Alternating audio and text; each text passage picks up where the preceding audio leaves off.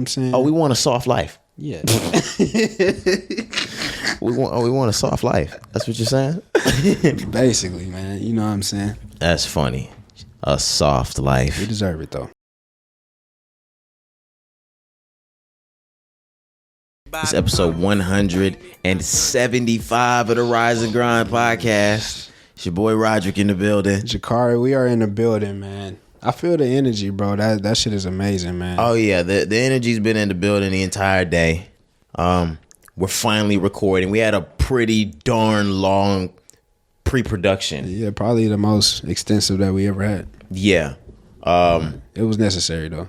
Absolutely. Yeah. This is going to be a great pod. Absolutely. Incredible. Absolutely. Sensational. We're here at Thursday. Mm-hmm. Tomorrow's going to be nearing the end of the week. How was this week for you?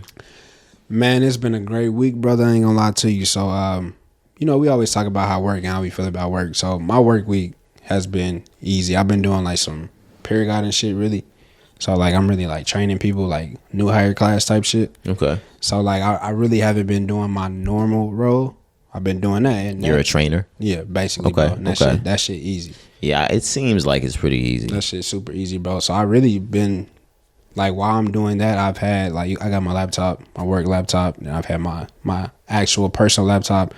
I got pod shit on that. I got work shit. I just been going back. You and have forth. ample time right now. Bro, hella time. Okay, I'm in the same instance. Hella time, bro. But overall, it's just been a great week, bro. Also, along with that, so doing that, I've also accepted another position, like another role with work, like an actual like supervisor type role, just because of what I'm doing right now type shit. Over the course of this pod, this nigga Cari has gotten like 75 promotions. Real. So it's been like 4, 3, 4, 5 type shit. But this nigga said 4 and then said 3, 4, 5. No, it's been about 5, Cari. Yeah. But it's just a blessing, bro. Like I'm just grateful to even be in a position. I'm actually coming up on 3 years in the same like firm company type shit. So that's great. It's great to hear. Yeah, bro. It's a blessing, bro. Just to even be able to do that and level up and continue to move forward, within the same job. Like you said, it's been a blessing, bro. But because of that, I've had a great week. I always say I'm grateful, bro. Feeling great. Have no complaints, man. But yeah, how you feeling, brother? I'm feeling great. Never better, brother. Never better. Cari was just talking about his new job opportunities. I have one as well. I think I smoke a little too much weed for that job. I'm not gonna lie to you. Word. It's just a little bit too much weed. So much weed they found out about it. Word. What they say? They had something to say about it? Get the fuck out of here. Wow. You went to the building and your key didn't work no more? Your little key fob? No, I didn't have a key. Your badge didn't badge anymore? No, it's not that. It's not that or anything like that. I'm actually still in a candidate process. But but we're gonna see how things go with that. I think I smoke a little too much weed for this job, though. I'm not gonna lie to you. For sure. But no, it's been a pretty good week. I really have had ample time as well. Like I said, I've been waiting to start a new position. So I've been in between that right now. Mm. So yeah, I've been doing a lot of pod shit as well, a lot of brainstorming. We got a lot on the way. Yeah, man. Can we can say we have a filming day coming up on sometime this week or sometime this weekend? This weekend, and like, yeah, we're gonna make a movie this weekend. Let's just say that. No, don't say that, Cari. Pause. What the fuck? What you mean? We're gonna make a movie? I hate this nigga, man. What the hell are you doing, man? Come on, bro. No way. What am I supposed to say? We're shooting a film. We're making a short film? Oh, that's way better. All right, bro. This weekend, we are filming a short film that's going to go crazy, bro. It's something that we had in the works for months. Months, bro. Months. A lot of brainstorming, a lot of planning, a lot of just waiting on the right time. That's something we talk about a lot. Like, it's a lot of shit that we have hella ideas every day that we could just put out and, it could be okay. But, like, we like to take our time and really put this shit on paper, really plan it out, really envision it before the shit actually even happens. It has to be perfect. It got to be perfect, bro. So, like, it's finally time. So, yeah, I'm looking forward to the weekend for that because, like we said, that's something that, bro, we literally, when I say we've been working on this shit for a long time, film, it's been a long time. And it's something that I think it'll be pretty big. I hope so. That's my goal for it. That's why That's why I'm excited. I'm kind of anxious because I told you before, like I think this, has that ability to be, one of them type shit. Like something that can really pop, really be it. Like niggas are really like, oh shit.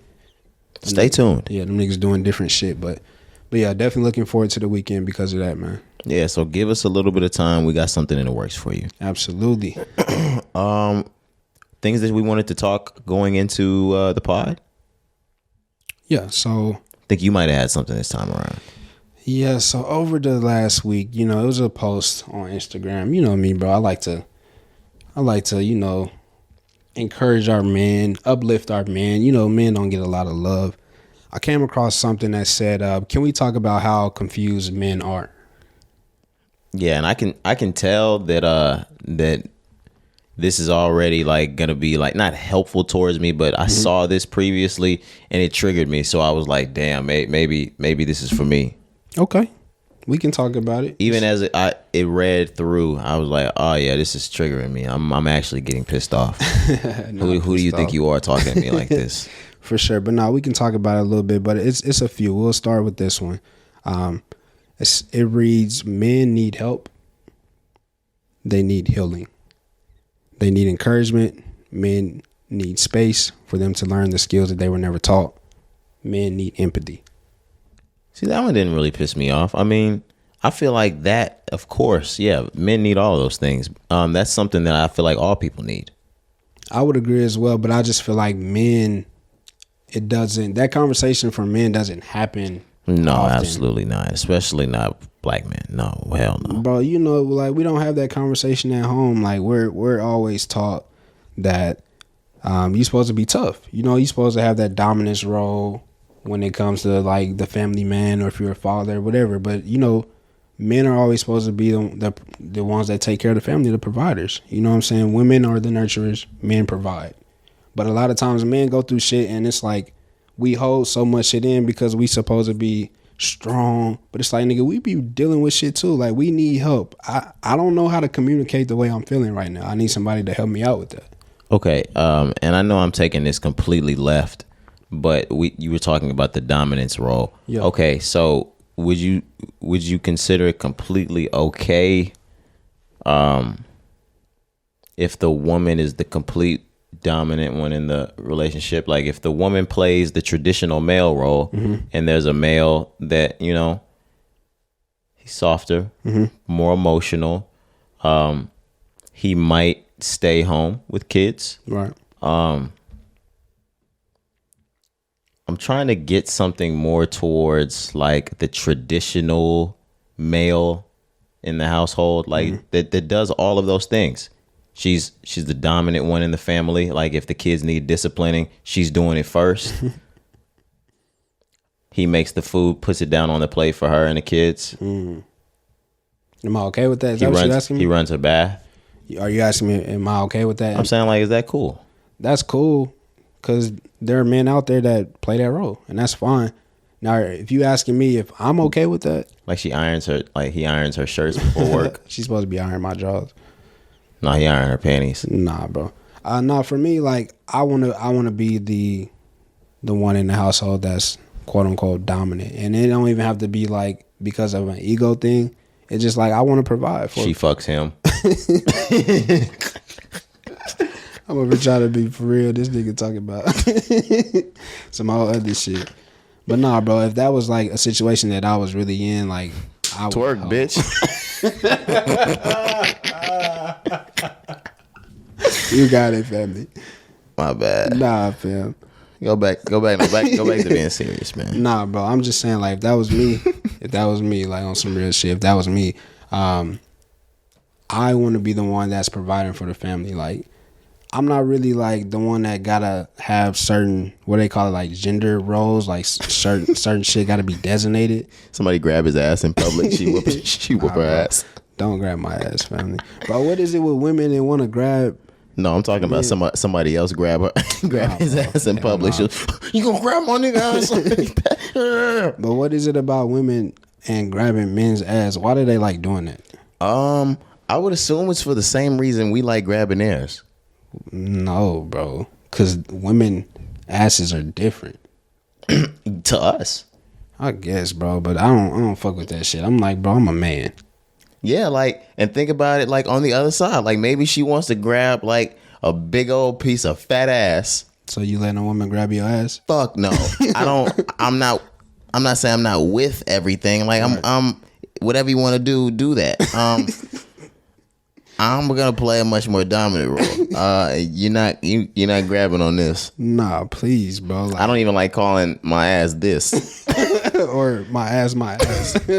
Like, please don't touch me, please, bro. But no, just in and out of that, like I said, if I was in that situation, I would want to be the one providing for the family, just because, bro, that's just what I'm accustomed to. But I'm also not a person that gotta have those specific gender roles, like, oh, a woman gotta cook, or a woman gotta do the laundry, or a woman gotta do this. Like, you letting her change your oil? No, nigga, like shit like that. Like, no, I'm gonna do that. I'm gonna take care of the yard. I'm gonna take care of the car, shit like that. But I'm saying, like, shit around the house. Okay, but say you don't know how to change your own oil, things like that. Right. She does, and she's gonna do it for free. You taking your car to Jiffy Lube still? No, nigga, I'm gonna let her do it. There's women out here that know how to change oil, so if that's the case, I'm gonna let her do it. What if she rotate tires too? I'm gonna let her do it for the free. Like, damn, your fucking tires never get my bitch doing. Facts, bro. Cause niggas be charging an arm and leg for that. And bro, you know, rotating tires is just switching the tires from the back to the front. It's nothing like extravagant. Because the tread burn out faster on the front. It's just to keep it even. But like, niggas will charge you like $20, $30 to just take your wheel off the back, put it on the front. Take your front one, put it off the back. I'm like, you can really do that shit yourself. And it's also some bullshit. If you go get 2 new pair of tires or some shit like that, they'll put your old tires on the front ones, so you'll burn those bitches out fastest, and then you'll need to go, man, fuck y'all. What was I saying? She'll fuck him in the car. I don't even know where I was headed with that. Nah, bro, I got one more for you though before we move on. So back on the topic, like we were saying about how men are confused, right?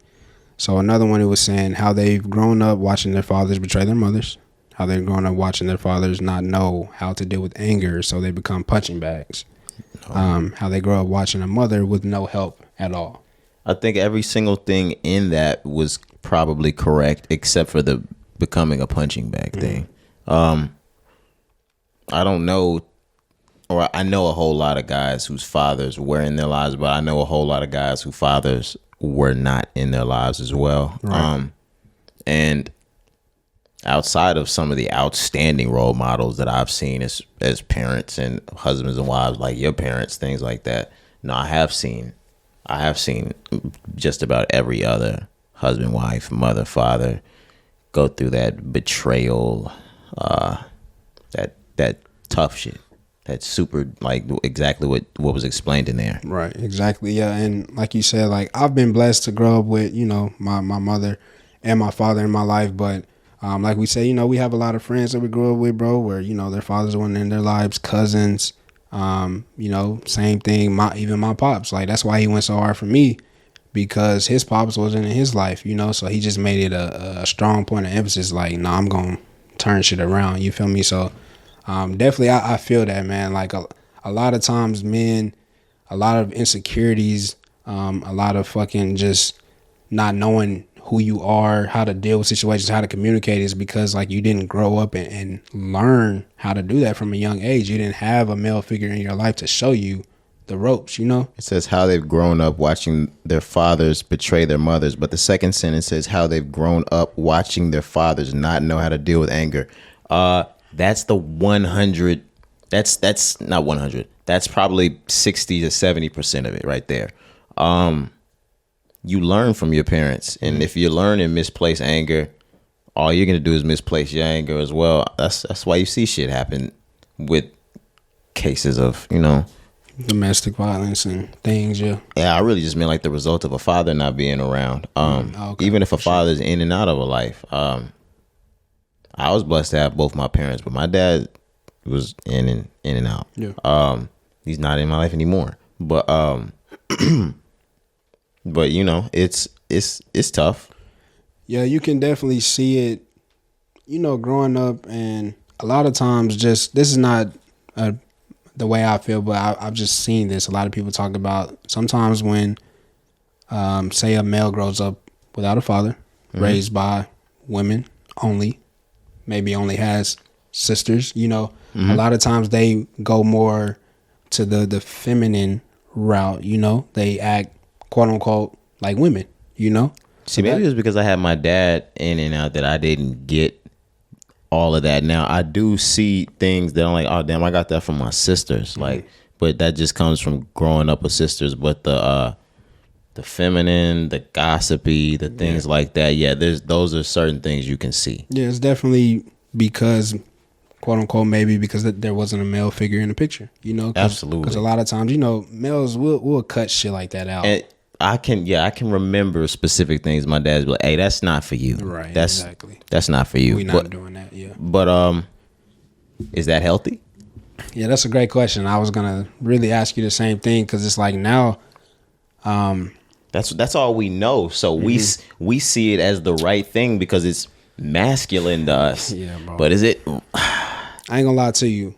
I'm gonna raise my children the same way I was raised. I know a lot of times people these days it's kind of like free choice and things like that, but like, my people corrected certain things, like you said, like as a father, if I see something that I'm just like, hey, men don't do that. Boys don't do that. Yeah, boys walk this way, boys talk this way, boys dress this way. But like at the same time, bro, it's kind of hard. Like I want my children to be themselves, but at the same time, I'm going to lead a certain way. I'm gonna raise a certain way. You feel me? Yeah, you teach a child their ways, they won't stray from it. You feel me? Up. But yeah, I plan on raising my children the same way I was raised as well. I was raised old school. Like I'm not even gonna lie. My parents, they old school. They're not playing no shit. I'm not playing no shit. I can't wait to raise my kids and have an amazing time with them. But yeah, I'm not playing no shit either. And I feel like a lot of old school parents raised well-mannered children. I feel like that's why people from our age is like, there's a gap. There's definitely a generation gap, bro. Yeah, there's a gap of us that still have that home training.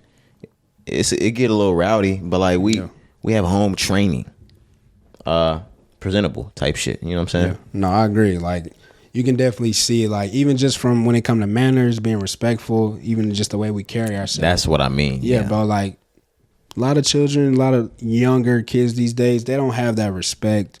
They don't have those manners. They don't even really have the conscious or the focus. And like, bro, like, do you not really know right from wrong? I'm like, damn, when was your parents born, man? Like, fuck.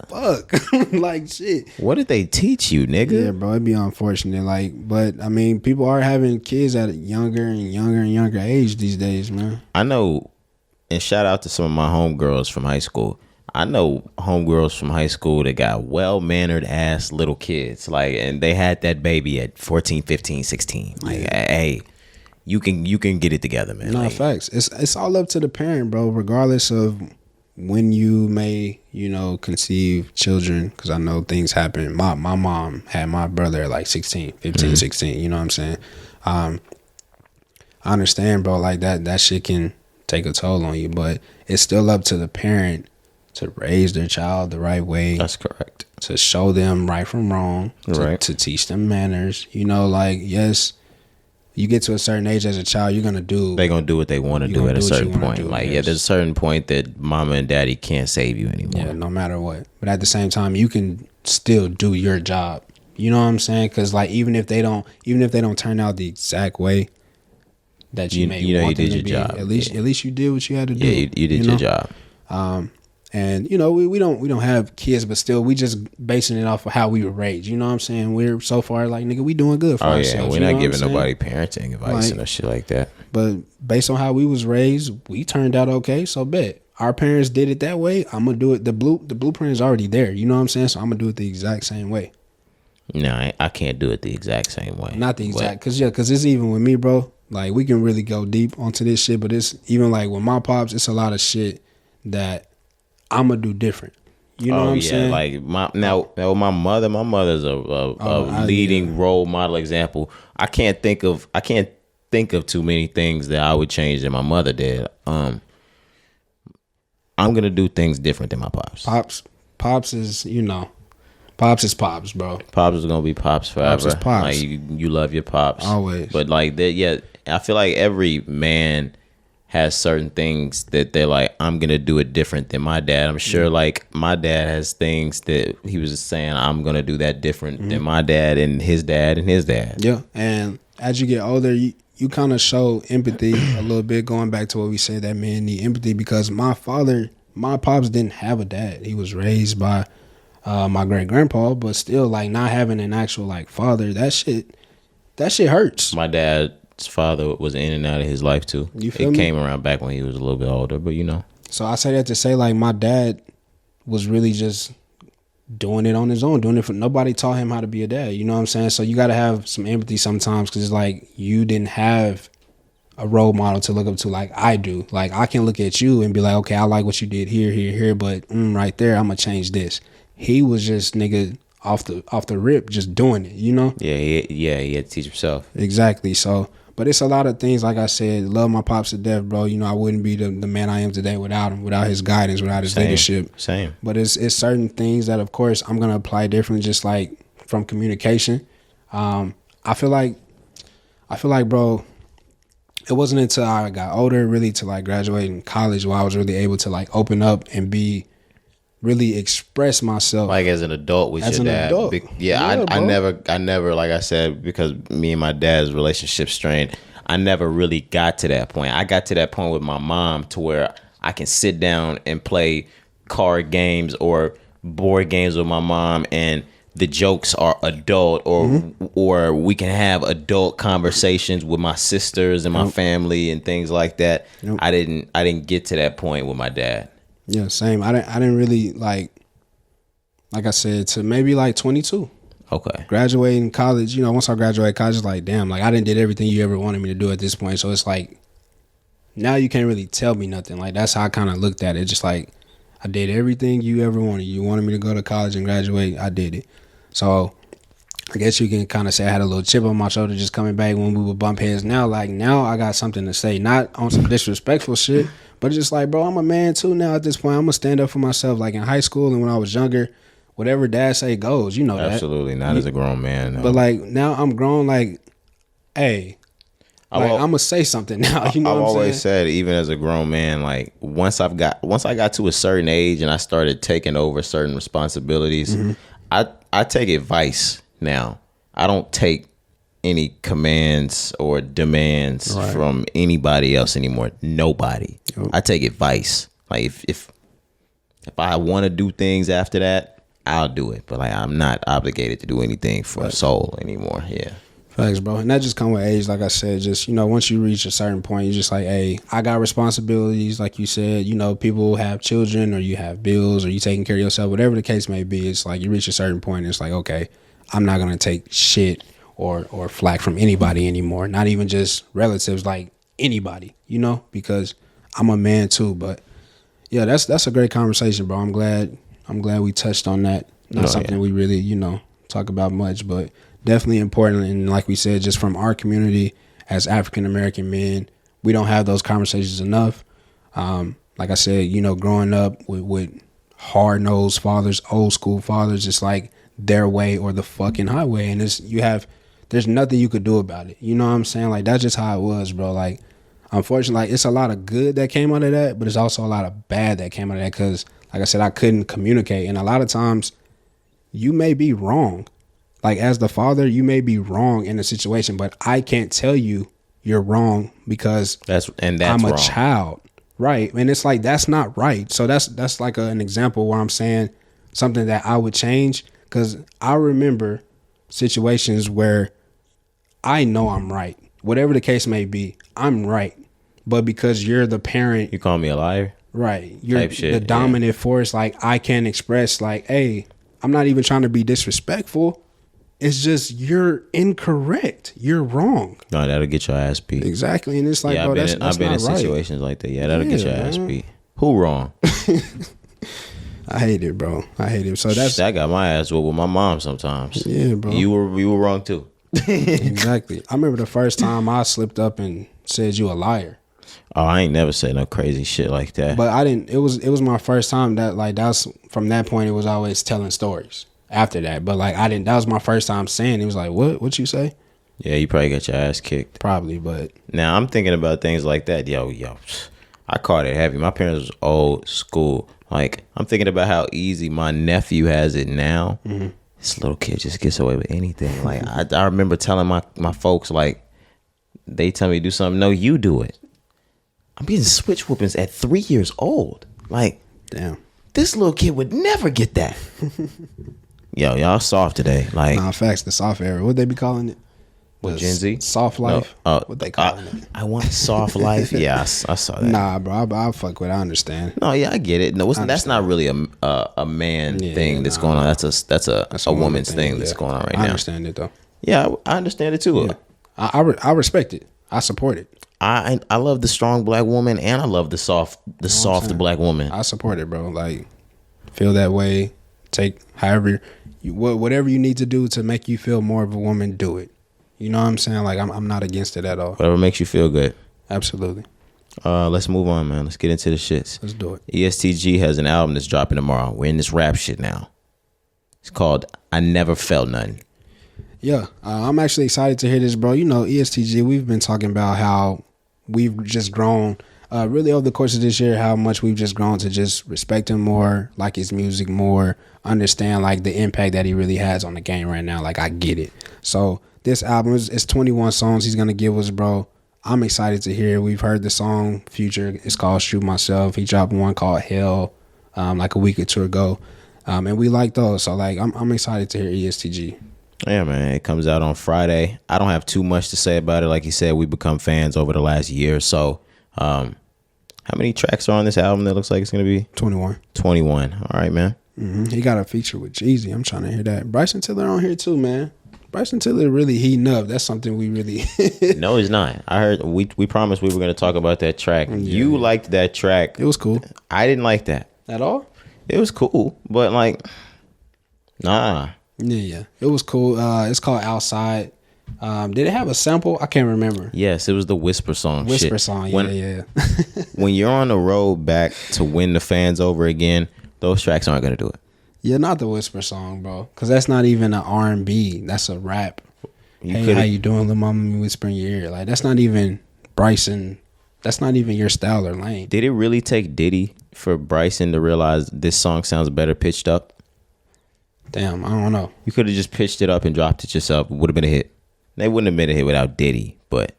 Yeah, Diddy put his own flavor, like we said before. But it was still the same... It's still the same song. The same song. The exact same song. Diddy just talked over it. He didn't change one lyric. He sped it up, pitched it up. Yeah. Talked over it. He didn't even change the vocals. I mean, not the vocals, the melody. Mm-hmm. It's the same exact song. Yeah, I don't know. Shame on you, Bryson. I ain't gonna lie to you. But no, I'm looking forward to hear some Bryson, like we said, EST GEE. Hopefully, Bryson Tiller has an album coming out soon. Yeah, bro. That shit might come out before the end of this year, to be honest with you, because you got to think about it. We talked about how he was on NAB shit.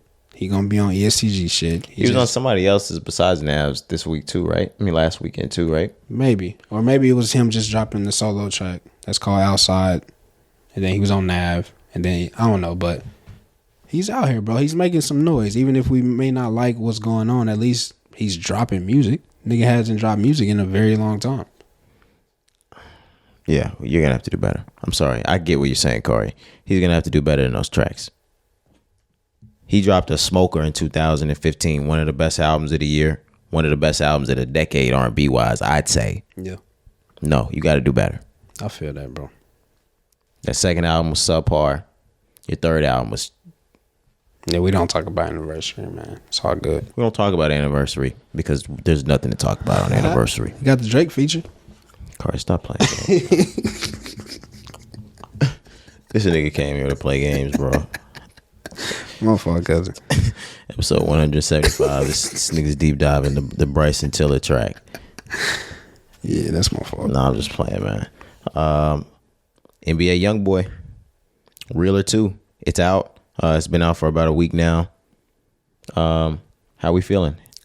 Shit, feeling great. When you pulled up to the yo, that's what you heard playing. I've been playing Youngboy all day. Yeah, we did another look back on those YouTube views. He's got like 1 million views on every song. Every song on YouTube has 1 million views, bro. That shit is just insane. He has 15 songs. That's crazy, bro. Yeah, that's actually insane. This was dropped on Tuesday on all DSPs. So that really only gave it from Tuesday, I think, to Friday for him to do numbers. He's gonna do 40. He's gonna do 40,000 with just those 3 days or 4 days: Tuesday, Wednesday, Thursday, Friday. He's gonna do 40,000 for his first week with just those numbers. Imagine if he would have had Friday, Saturday, Sunday, and Monday. The whole week. Imagine what he would have did. YB bro. is 100,000 first week type of nigga. Yeah. Every album. Yeah, easy. So, well, not every album. If he's got a big album coming out, Realer 2, that was a surprise. So, yeah, I assume that would have done 100. Yeah, but the last Slimento, because he just dropped that like not too long ago. 100. 100, he did over 100 first week. So, it's Youngboy, man. We're not shocked. But he did drop it on YouTube when it first came out. And that was something that we paid attention to because when it first dropped, we was like, okay. It was a surprise. He wasn't supposed to drop music to January. He just dropped this music. We were like, okay, we checked it out on YouTube. And then maybe like a day or two after that, it ended up being on the DSPs. And, you know, you remember when we looked at it, we were like, hold on, it still says Atlantic on the credits, the label credits. And we were like, we thought he had fulfilled his, you know, album. And he did. So we were like, what's going on here? So come to find out, it was never intended to be on the DSPs. The YouTube drop, that was the only scheduled drop. That wasn't supposed to happen. Atlantic gave him a bag, allegedly. You know what I'm saying? Reported that they gave him a deal. That way he could drop that mixtape on DSPs. Yeah, I don't know how that happened. I'm like, because he's still a free agent. So I'm like, how does that? I don't know how that happened. I'm gonna let you guys know for the first time in music business history, in Rise and Grind podcast history. Yeah, I can look at you and go, I don't know how that happened. Yeah, because we were like, wait, what's going on? And for him to confirm, and that came from Ak. Ak and YB, they communicate. Yeah, they communicate. We know that. Yeah. So I'm not deeming any of this false. All this is real information. Facts. I just want to know what deals are now being offered between the labels and the artist for one tape. Exactly. Like I want to know what's the language of that. How much are y'all really offering for that? You know, and I just want to see how the deal's structured. I don't even want to see how much it is. I just want to see how that deal is structured. But what I'm not getting is like, bro, if you understand his impact, because it's my thing. He dropped it solo on YouTube. So you see the impact. You see what he can do numbers wise. They trying to sign him. He doesn't want to sign. He keeps refusing their deals. Bro, because they obviously got to be giving him bullshit ass deals. No, I think that he spent this entire time from the beginning with Atlantic and he's on some shit like, fuck however much you offering me. I'm not signing a deal with y'all anymore for multiple albums. Maybe so. Maybe. I don't know what this is because they said he's a free agent, so he can go sign with Interscope tomorrow. He can go sign with Epic tomorrow. Mm. He can go do a tape with Epic tomorrow. Can somebody else offer him a one tape deal like this? I don't know. Like you said, I've never seen a one tape. Never seen this before. One mixtape, one album, whatever the fuck we want to call it. I've just never seen a one project deal. These niggas are on 10-day contracts out here these days. I was just going to say, this is like a 10-day contract in the NBA. What's going on, bro? Now, regardless, the mixtape is out. It's going to do about 40,000 the first week, they're saying. And outside of this makes 86 songs total that NBA Youngboy has dropped this year so far. So it's not out of September. We're going into October. What is today? The 16th. Yeah, 86 songs. That's fucking crazy. I love YB. That's too many songs. And it's crazy because we really thought he wasn't dropping music like that. Yeah, what did we know? And he really just didn't snuck 80 fucking songs on us on accident. But you remember it was though, not on accident. He just snuck 2 albums out on you in the last 3 months, I think. and the first one, you remember that hoe had 30 songs. Slimento had 30 songs. Slimento came out in August. Mm-hmm. Yeah, so in the last 2 months, in the last month, really? Early August. Yep. He dropped Colors this year. I forgot about that. Then he dropped that shit with No way Colors came out this year. Colors came out this year, brother. And then he dropped a collab with the Baby. You remember that? Okay. No way Colors came out this year, Cari. January. So yeah, 86 songs. I see it now. I definitely see it. That's too many songs. I mean, but bro, he's done it. He's done more before. So like, does that make it too many songs? Does that make it not too many songs? no, it's still too many songs. But I'm saying like, this is not nothing that we're not used to. Like he does this shit all the time. I don't know why people are, or why we're even trying to act like we're shocked. Like this is what Youngboy does. It's just too. No, it's too much, and I've said this, bro. I'm not even talking about for the ears. I'm talking about to be giving away to the consumer in that amount of time. Yes, bro. And like I've said before, Youngboy is a great artist. The Tupac of this generation, like everybody likes to say, even us. I've told you 1,000 times, bro. If he would just hone in on his craft, lock in, pick the best 15 to 18, 20 songs, maybe even 25, because I know you like to drop a lot of music. But if he just gave us the best songs in one project, maybe 2 or a year, but maybe just 1 a year, then he would really make a name for himself, bro. Whoa. You're saying that like YB has not made a name for himself. Bro, I'm saying like then he would really be that superstar that we want him to be. Yeah, and we don't have to go back into this just because I'm remembering the convo we had before. YB's gonna need a label. He's gonna need quality control. He's gonna need A&Rs for that. It's just not something that a camp alone is gonna get done. There has to be an agenda. There has to be a narrative being ran about you. Somebody has to kick that into gear. He needs somebody behind him, even if it was Empire.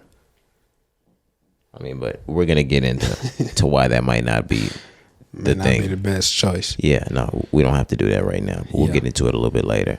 But yeah, NBA Youngboy. Do we have anything else you want to get into on him? No, just check out the mixtape, man. Really too. It's on your DSPs on YouTube, whatever your preference is. It's great. We love it. Like I said, was playing it, before we got started here. So yeah, definitely some great music. Check it out. All right, we are already out of the music. Me and Cari were talking in pre-production on how we didn't want to talk any music today. Hell no. No, yeah, I'm sorry, guys. I did not want to talk music today at all. Nope. I came to talk news. I came to talk the real shit. So yeah, let's get into it. We're gonna get straight into it. What was this on Tuesday? Tuesday, I believe. Yeah, on Tuesday afternoon around 1 p.m., something like that. PNB Rock, he was shot inside of a South LA Roscoe's Chicken and Waffles, where him and his girlfriend were dining at, and he was killed. The murderers, they were attempting to rob him of his jewelry. They saw he had a lot of jewelry on. His girlfriend had actually posted a plate of them eating inside of Roscoe's around the exact same time they were there. Some chain snatchers pulled up. I think they tried to take his chains. He wasn't going for it. They shot him.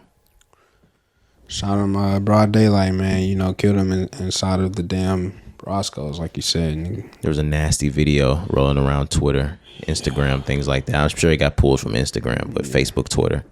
Yeah, hopefully it's gotten pulled down. But no, getting this news, man, I hate when we have to talk rappers. Rest in peace, man. Dying, bro. Definitely rest in peace. Condolences for the family. Like, this man has daughters, 2 daughters. He has a family, a girlfriend. like you said, was with his girlfriend. This man has a family. This is somebody's son. This is a father. This is a boyfriend. You know. So I just hate it, man. Like shit like this shit'll fuck up your week, and especially like you said, when you see videos and you see reports, you see pictures, you learn more about the story, and it's just like, God damn, man. That video is fucked up, man. That shouldn't have made it to the internet. People have to do a better job. Now, I understand all of the nonsense, the pornography, things like that gets to the social media platforms now, but when we get to talking about murder and like underage stuff, things like that, like the bloodshed and stuff, that's got to get off. We got to do a better job of getting that stuff off of social media. Yeah, I don't understand why people want to record so much so fast. Anyways, like I just always feel like in a situation like get help. Like, my thing is not to pull out my phone and start recording. Even if it's somebody that may be, you know, a public figure, may be famous. Like, bro, he was still conscious at one point. You know what I'm saying? So like you could have maybe aided the situation. You could have helped in some way, like you said. Get help. You could have called for help, but instead you recording to be the first one to post it on social media. The man was there choking on his blood. He was breathing. That's why I'm saying he was conscious. You feel me? So like, I hate that shit, bro. And we've seen it. Like it gets to the point where we just get used to it, man. We get accustomed to seeing death, and that shit is not right. I don't like seeing death. Death is not something that we should just be seeing so frequently on social media with these people. Like, these people have a family, bro. Imagine if that was your family member. I'd be hating that shit. Yeah, I don't know. I'd rather not imagine if it was my family member. Like, I hate that shit. But just staying in PNB Rock, man, like we said, it was just an unfortunate situation. So it was insane. Yes, his girlfriend. Yes, there's been a lot of talk in social media, everywhere, about his girlfriend. She posted a plate of the chicken and waffles. She posted the exact location that they were at, one of those type of things on Instagram to where you click it, it'll take you to the exact spot that they're at, which was the Roscoe's Chicken and Waffles in South LA. Yep. What was it that you were trying to speak about, Cari? So, like, man, like you said, a lot of people been talking about, a lot of people have their opinions, they have things to say. I can't give 100% of the blame. Oh, brother. To the girlfriend. 100% of the blame? Hell no. I can't give 100%. Like, people are like, you're the reason why he's dead. And I'm just like, I can't. Like, we can't say that, y'all. Like, come on now. Now, is she wrong? Should she have not posted that shit? Absolutely. Absolutely, I agree with that. Would he more than likely be alive had she not posted it? More than likely, yes. But also, there's other factors that go into. I don't think solely because she posted that, that's the reason why he's not here today. I don't agree with that. Well, there could be other factors that play into it. You're a very famous rapper who's known to tote a lot of money in bundles and bands that you post on social media. And jewelry. And lots of jewelry. Right. Yeah, I mean, that could make one a lick. And he had previously told stories about how he had recently been attempted. He had encounters in the rob, city. Someone had attempted to rob him in Los Angeles before. Right. And we know that Los Angeles is not one of those types of places. Yeah, it's not safe in LA at all, bro. Love LA. I still feel like there's certain areas, yeah. Now, like, if you're a tourist, I hate telling like discouraging tourists to go to Los Angeles. You can still go to Los Angeles. You can go to Los Angeles and have a great time. You can go to California and have a great time. I've been to California within the last year, so yes. But it's certain places, just like everywhere, though. It's certain places, like we said before, where you're from, where we're from, where your family's from, where you can't go. So it's the same type of situation there. So you just got to know where you at. You got to know your surroundings. South LA, South Central LA, things like that. There's specific places you don't want to go. This is not even one of those places where you want some, hey, I know the hood is right here. Let me ride through to see if it's real. No, don't. I was gonna say, you better off just staying on the side of town that you know agreed to be in. Just watch that shit on YouTube. Facts, bro. It's not safe. Go ahead. Yeah. I was gonna say, but tell me how you feel. Like I said, I don't think it's solely the girlfriend's fault. Of course, yes, bro, that's a factor. We've seen situations like this with Pop Smoke. You know what I'm saying? Pop Smoke posted his address, things like that. That was Pop Smoke himself, yes. But same situation though, you know what I'm saying? Posting a location, but I'm just saying, like, I don't think this situation was solely because of her. But tell me how you feel.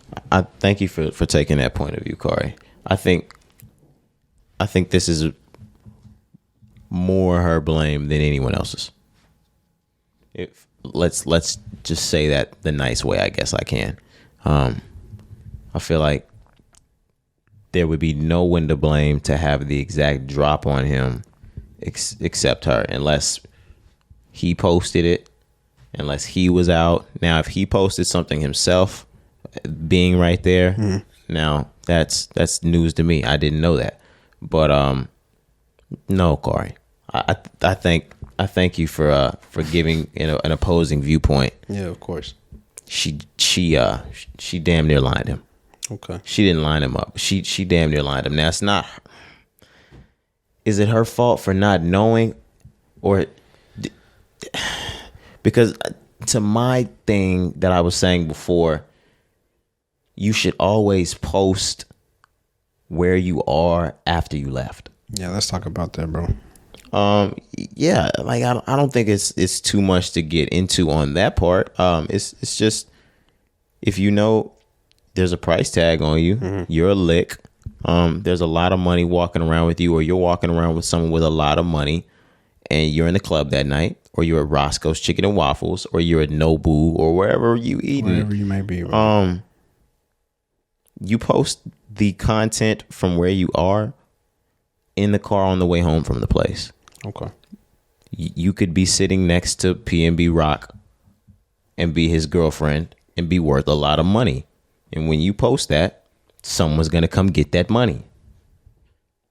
Just like we talked about pre-production in Texas, we have your jack of all trades for everything. You got killers, dealers, robbers, finessers, scammers, all of that. You have all of that in LA too. And you have chain snatchers. Like, they could fall into robbers if you want to put it there, but they're not robbing for packs. They're not robbing money. They're not robbing purses. They chain snatch. That's all they do. That's what they do. They snatch chains and they bust it down. Yep. That can happen in LA. There's that much money walking around. You can just be a chain snatcher. Every day, yeah. Like you said, it's a hub. You could just be a chain snatcher. It's a hub, you know? So, yeah, like that could literally be your mission. Every day when you wake up, I'm going to snatch some jewelry today. There's even lines. The game, I sent the DM through. The game had a track from 2007 letting you know, like, hey, you'll get caught outside the Roscoe's Chicken and Waffles. They'll make you give that money up, and if you don't give it up, they gonna blame you. They gonna kill you. Yep. It was specific towards this exact situation. Yeah, it's almost eerie. I know it was specific. I mean, of course it's just rap. It's rap, y'all. It's the game talking about how the city is, and it goes just like that. And that's somebody that's from the city. Like, PNB is not from the city. You know what I'm saying? But somebody from the actual city, the game, letting you know, like, this is really how that shit goes down here. And people act like that should just be a gimmick, bro. No. You can really die any day, anywhere. Nigga just going to Chicken and Waffles. Roscoe's. A place where, nigga, we all want to go. You know what I'm saying? Everybody just want to eat at Roscoe's. No. I also wanted to talk something that Ice-T had posted on Twitter. He said people are still hitting me up about comments about LA gang culture. If you notice, LA rappers don't wear a lot of jewelry. Me, Snoop, Cube, Dre, Game, Kendrick, the list goes on. It's not because we're broke. LA is just a dangerous place, rapper or not. Why test the streets? He said, I'm done explaining LA gang cultures. Motherfuckers will not listen to me. It's not a game at all. And someone also said, we acting like we never saw a Death Row Records chain. He said, yup. And Pac's death was connected to snatching chain. Okay, yeah, okay, it was. Pac's death was connected to the snatching of one of those chains. You can deny what I'm trying to tell you if you want. I'm done explaining. I saw a lot of people comment under some of those posts when they were posted by different people. They seemed like younger people. They were really more so calling him an old head. He doesn't know how it goes.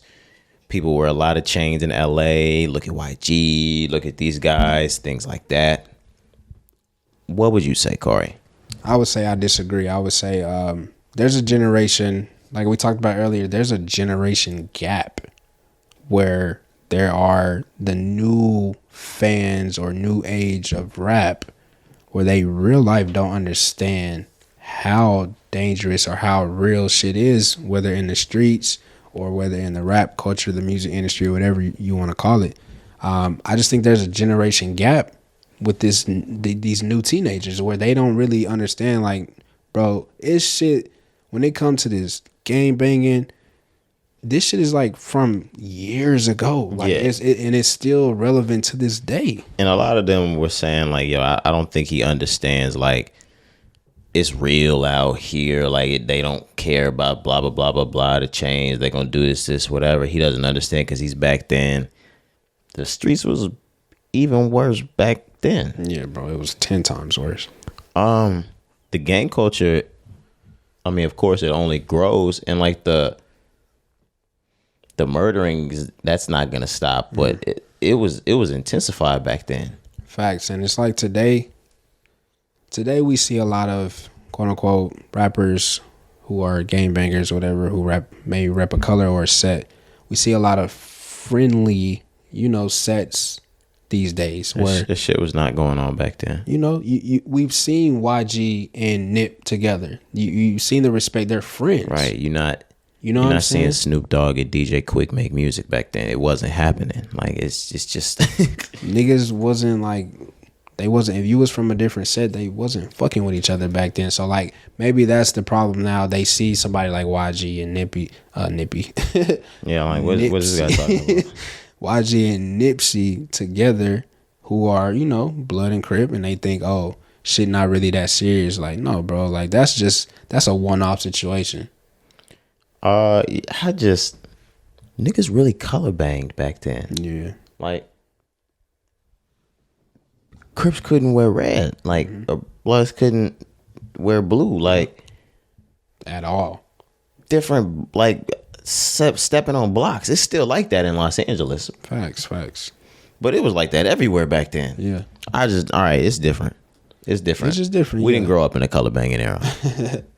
But it's just different. But niggas you gotta respect it though. You know what I'm saying? If you don't know, then don't speak on some shit that you don't know about. And that's just where Ice-T is coming from, in my opinion. He's just like, I'm not gonna really say much, bro. I lived through this. I was a part of it. So I'm not even gonna argue with you because you have no idea what the fuck you're even talking about. And all those rappers that he named, they don't wear a lot of jewelry. They don't, bro. And I'm sorry if the people get mad. These are the smart rappers. Like, yes, bro. Snoop, Cube, Dre, Game, Kendrick, and they all, except for maybe Kendrick, even though Kendrick grew up in that. And maybe Cube, but I don't know Cube's upbringing. It's kind of blurry still. I know he was gang affiliated. I don't know if he was like a member, but all of those niggas have seen the streets. If these niggas is not wearing they certain chains or is limiting their jewelry for specific reasons,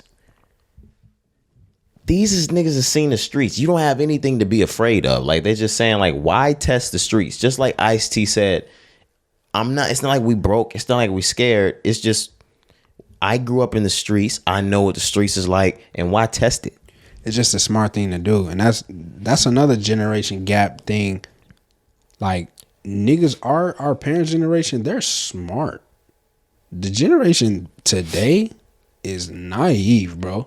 Like, they don't understand, like, how so? Because like you said, they have money and they still know, like, I don't have to flash it. I don't have to be in your face with it. No phone, no money phones Damn. to the ear. Today, everybody's flashy. Everybody's in your face. Everybody got to be big. I got to show you how much I got. I got to show you the whips. And this is funny because we talk about doing this. I like even wanted to. even if we're not putting the money up to the ear, or we're not gonna flex the bands or what we're doing, niggas have subtle ways of killing you. Like, I'm not gonna flex bands, but I'm gonna show you this LV sweater I got on. Actually. Like, I'm just gonna do this subtly. I'm gonna give back to the kids in Christmas with this Dolce pair of pants on. This new Louis beanie. Facts. This blender cost me $500. Oh my gosh, yeah. Like you seeing people. I saw somebody with the. Have you seen the toaster where you can put in the touchscreen toaster? Oh, yeah. Rye, white, wheat. Oh, it's clean, bro. Avocado toast. Yeah. You bitch. You is that why I'm mad? Am I broke? Yeah. Oh my gosh. Cause yeah, I'm not broke. I need more money. Facts. I want touchscreen toasters and Hermes blankets and all my Tesla's shits. You feel me? Oh my, yeah. You know what I'm saying? Oh, we want a soft life. Yeah. we want a soft life. That's what you're saying? Basically, man. You know what I'm saying? That's funny. A soft life. We deserve it though. But what were we talking? We were talking about the Democrats and Republicans. Yeah, we were. Holy shit.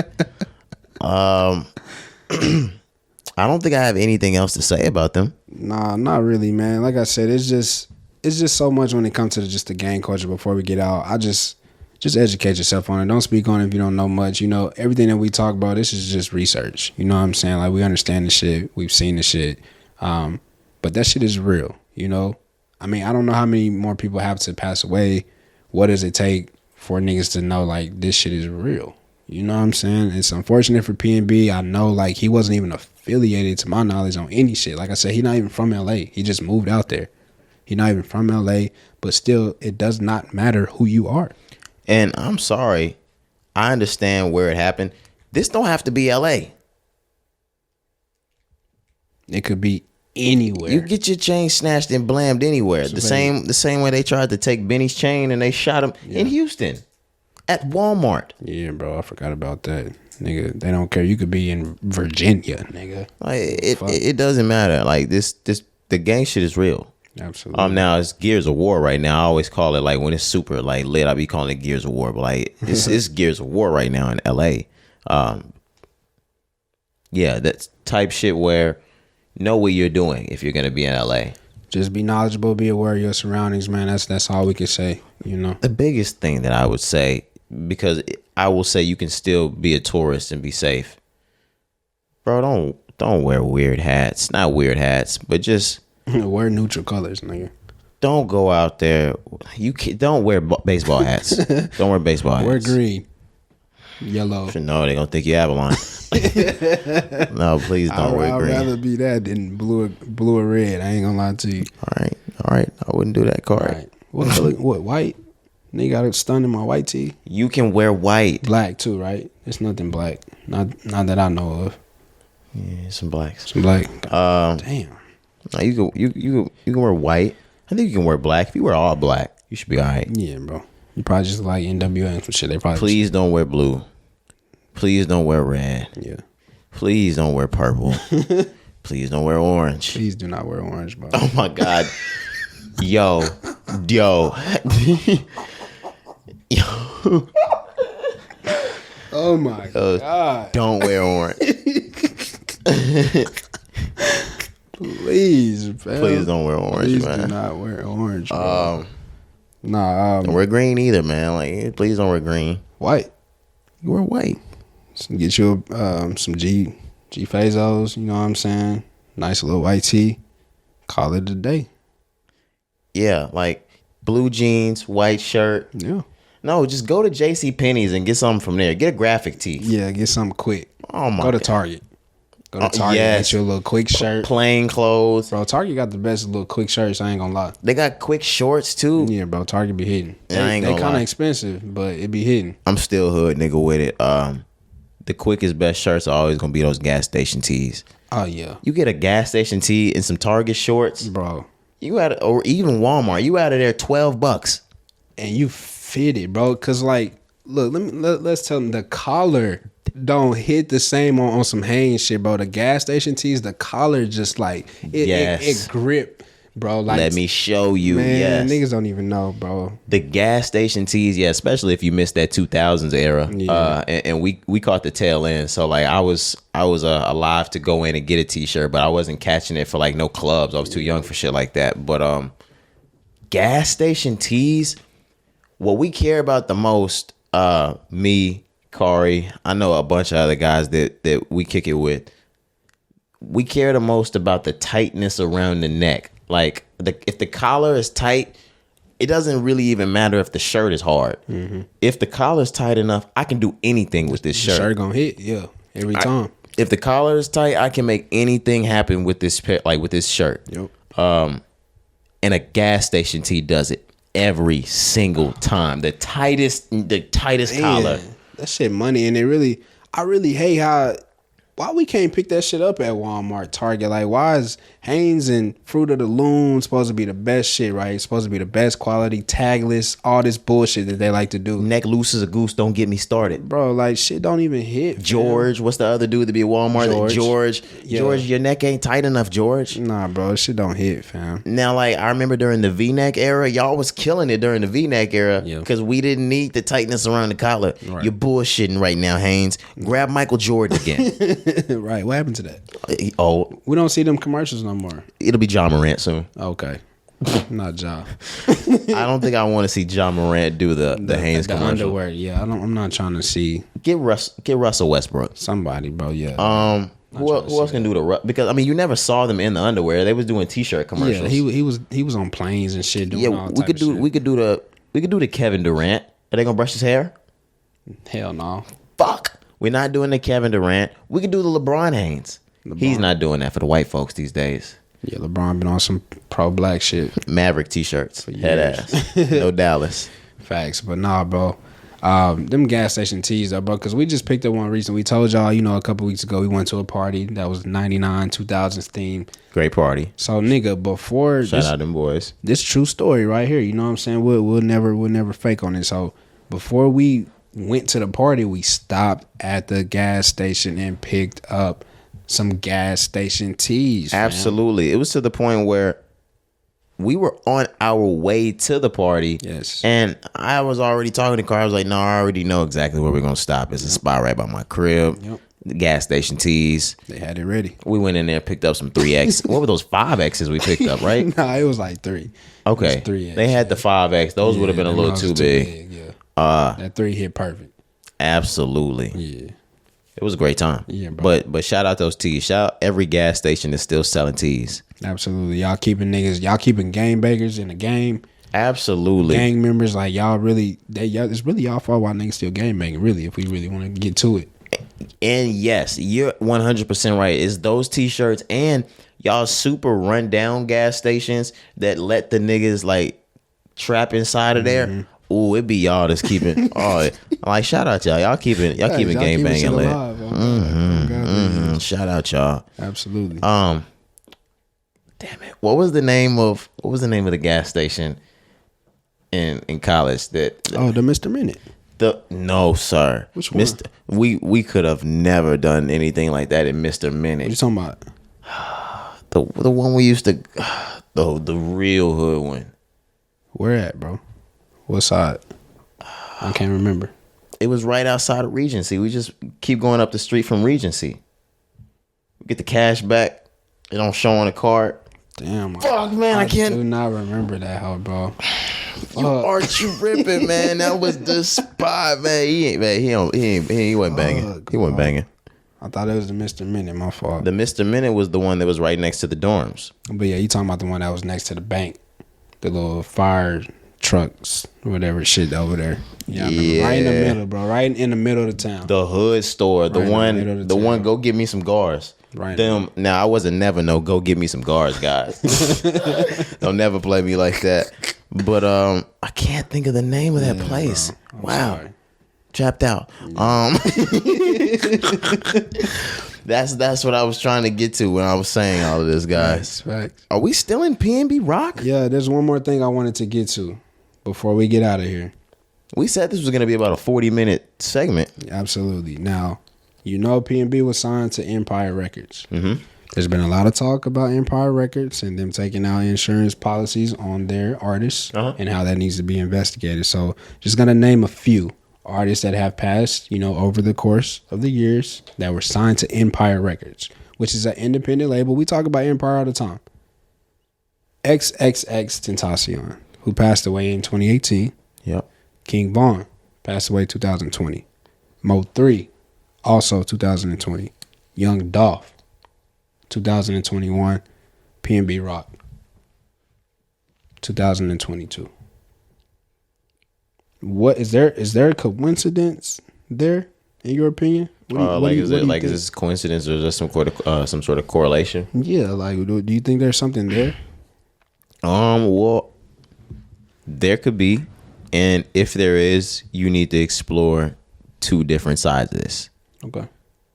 The first side that you would need to explore would be Empire possibly having something going on with these artists to where they die and they're able to just collect the money. And that's all applied in a scheme by Empire Records. Mm-hmm.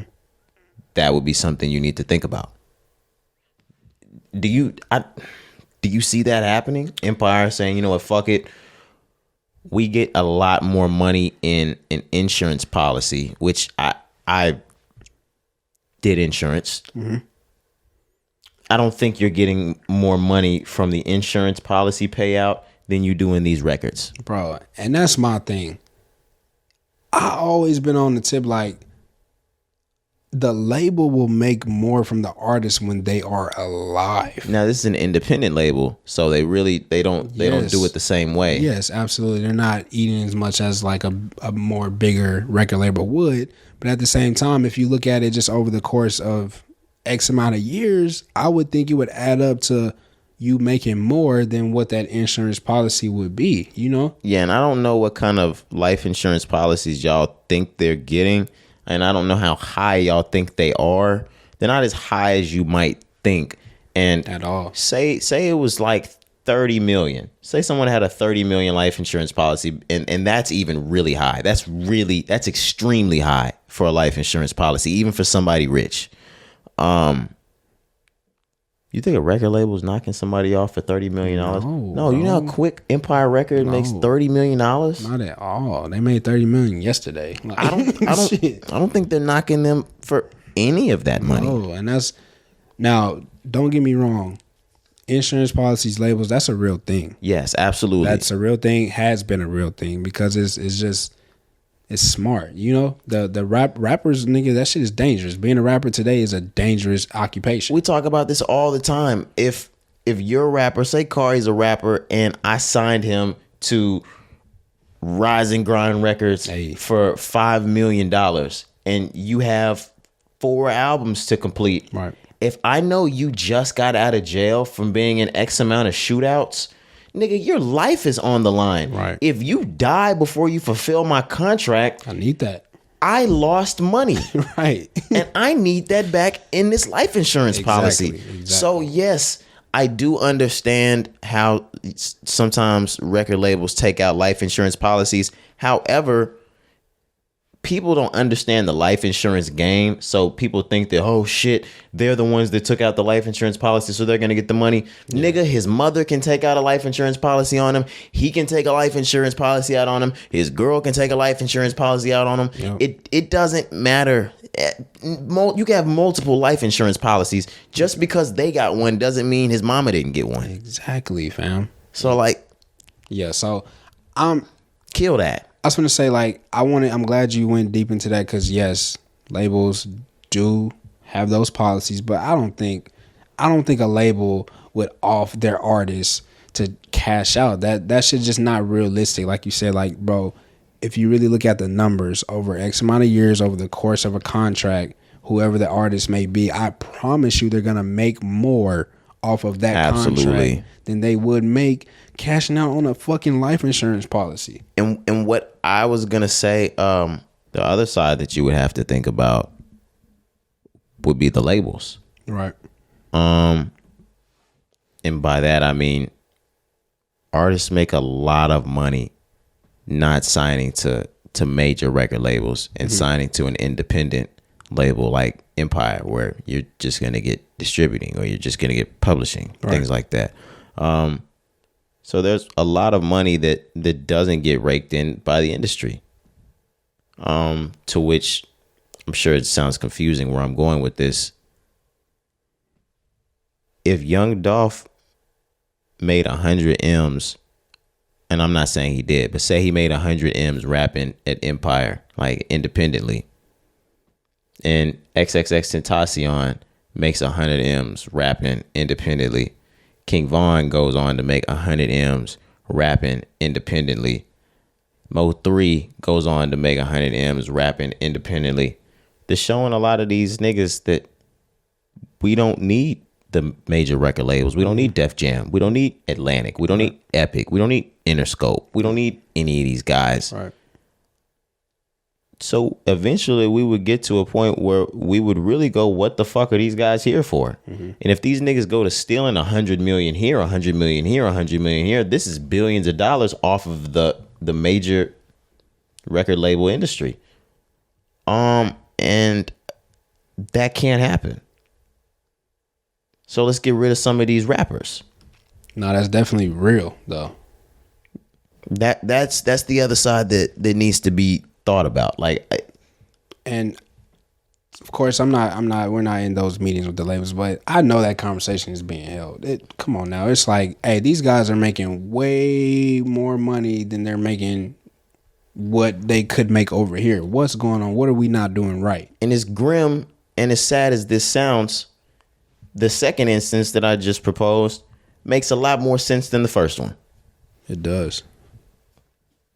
That's why I wanted to pose you're not getting that much money off of a life insurance policy. You are, but you're going to get millions from people like that, but not the type of money Empire Records turns over in a year. You don't even keep these type of artists if you're killing somebody over the 30 million. And that's another thing. Life insurance policies more than likely are not a year type of thing. It's usually like 3 to 5 at least. A term policy, you need 10 years on that shit at least. That's what I'm saying. I mean, and of course you can cash in if they die, things like that. But there's loopholes. I guess term policies are not that high. Yeah. And I hope y'all know that. That's what I was gonna say. There we go. It's a good thing if rappers labels have life insurance policies on them. It's a bad thing if labels have life insurance policies on their rappers and rappers don't know what a life insurance policy is and don't have them out on themselves. That's where we get bad. Fuck, bro. But yeah, I'm sorry. I had to get back to that. But on the flip side, that's where it gets scary. Yeah, for sure. It's a thing, but in these situations, I know it's weird. Don't get me wrong. I agree. It's fucking weird that Empire has had like 5-6 artists, pass away over the course of like 4 years. That shit is weird as fuck. But at the same time, I'm just like, bro, a lot of this shit just come down to just street shit. I was gonna say the third option is these niggas are heavy in these streets. Just street shit, bro. And some of these niggas, never mind. Never mind.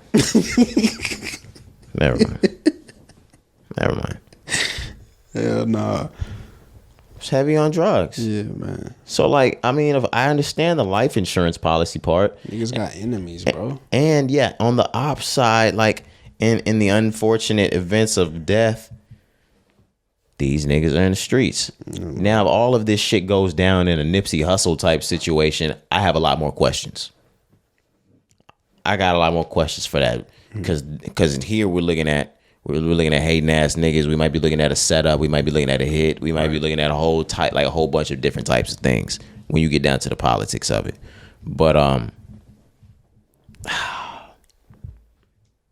it could be different with Empire Records.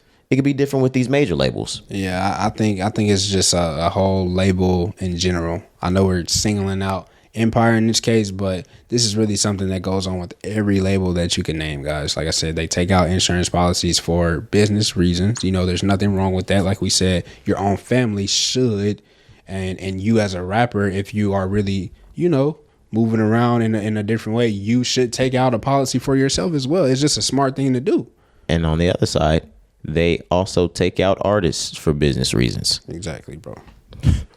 Sorry. Like, it's a business. Sorry, I hate to break it to you. Yeah, man. That shit happens, man. But, you know, if you don't know, now you know. Pretty much. Yeah, and I'm not gonna go into the depths of why that would happen. This, that. Now we already did as much as we could. Go look at a YouTube video or some shit. Like I'm not that.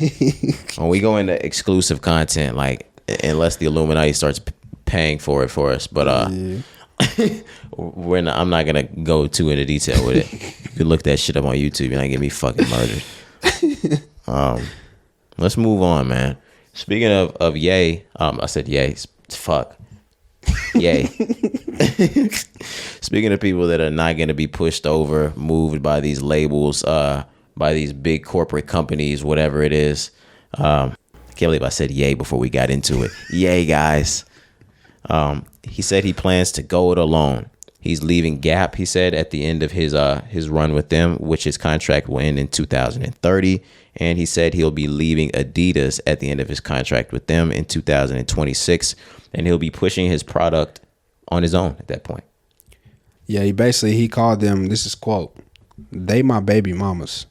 I guess we're just going to have to co-parent those 350s." Talking about his shoes. I kind of like that. The baby mama reference. Yeah, he's such a rapper with the shits. Yeah.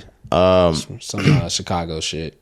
Yeah, he's basically saying me and Adidas for the rest of our relationship are going to have a strained one. Yeah. So we're going to have to take care of this shit from afar. I'm not fucking with y'all. Yeah. Co-parenting. We're going to co-parent these 350s. Stepdad type shit. You feel me? Yeah, and crazy. That sucks because, I mean, nothing's forever. Everything comes to an end at some point. Mm-hmm.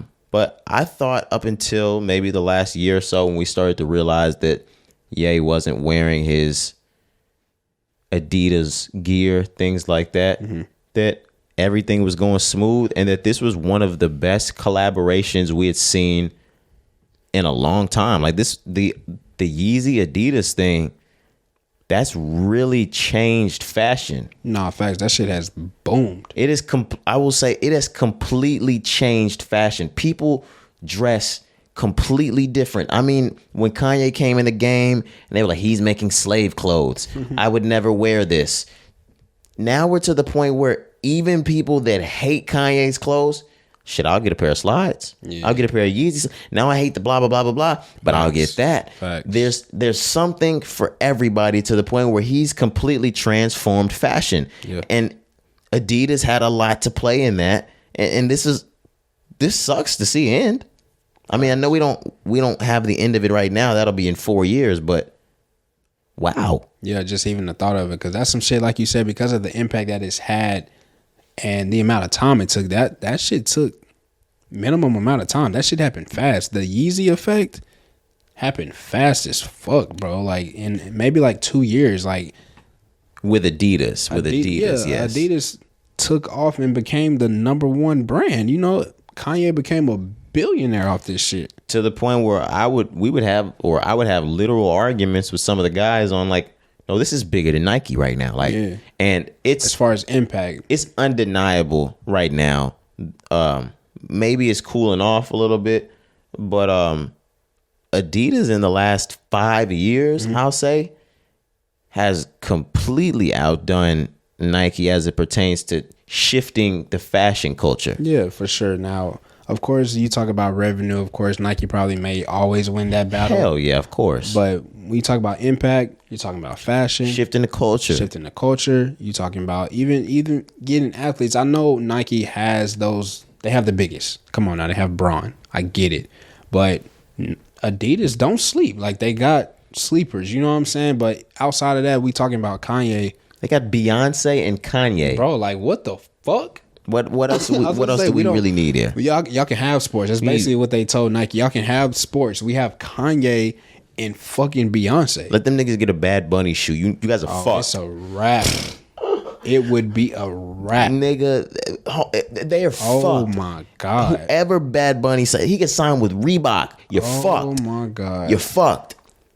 Damn. And we're getting into him on Monday because this nigga's going. Oh, it'll be a good thing to get into him on Monday because if he goes number 1 again, yeah, bro, it's just gonna be fucking crazy. What in the fuck, man? Like 18 weeks at this point. They're like, we've been sitting here for the last 18 weeks wondering why rap hasn't been doing good. Why these niggas not selling? Why these niggas not selling? Everybody's buying Bad Bunny's fucking album, and I ain't even hating.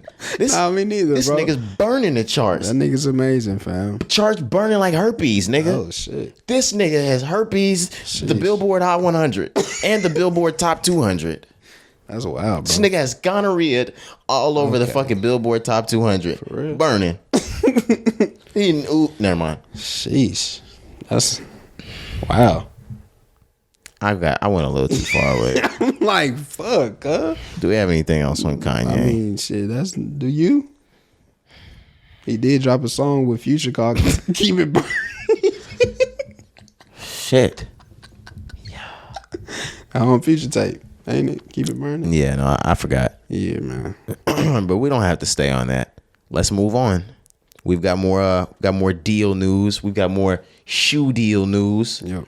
Steph Curry is to sign a lifetime contract with Under Armour. That's what's being told. It's saying, let's see. Well, even though in the picture, are those Under Armours? Yeah, those sure are. Stephen Curry is reportedly slated to sign a lifetime endorsement deal with Under Armour worth over $1 billion. The Warriors superstar current deal with the sportswear giants runs until 2024. According to new reports, the new lucrative deal with Under Armour will only add to Curry's on-court earnings as he's beginning his new 4-year, $15.4 million contract with the Warriors. God damn, bro. Curry really running it up. Curry's going to be a billionaire. Like, LeBron is hitting that, of course. Jordan, we talk about things like that. But Curry is hitting this shit within like 8 years. I was going to say 9, like less than 10 years on some shit. Now he's been in the league 10 years. Yeah, but that blow up, that stardom point, like 8 years. Yeah, we're thinking about LeBron. LeBron's been a star since the moment he got in the league. Right. That was 2003. Right. It took him until 2021 or 2022. Was it this year? I think it was this year. To become a billionaire. Mm. Kobe was a star from the moment he got in the league. He didn't reach the billionaire spot. Right. Michael only reached it because of his brand. I'm about to say because of the Jordan brand. Right.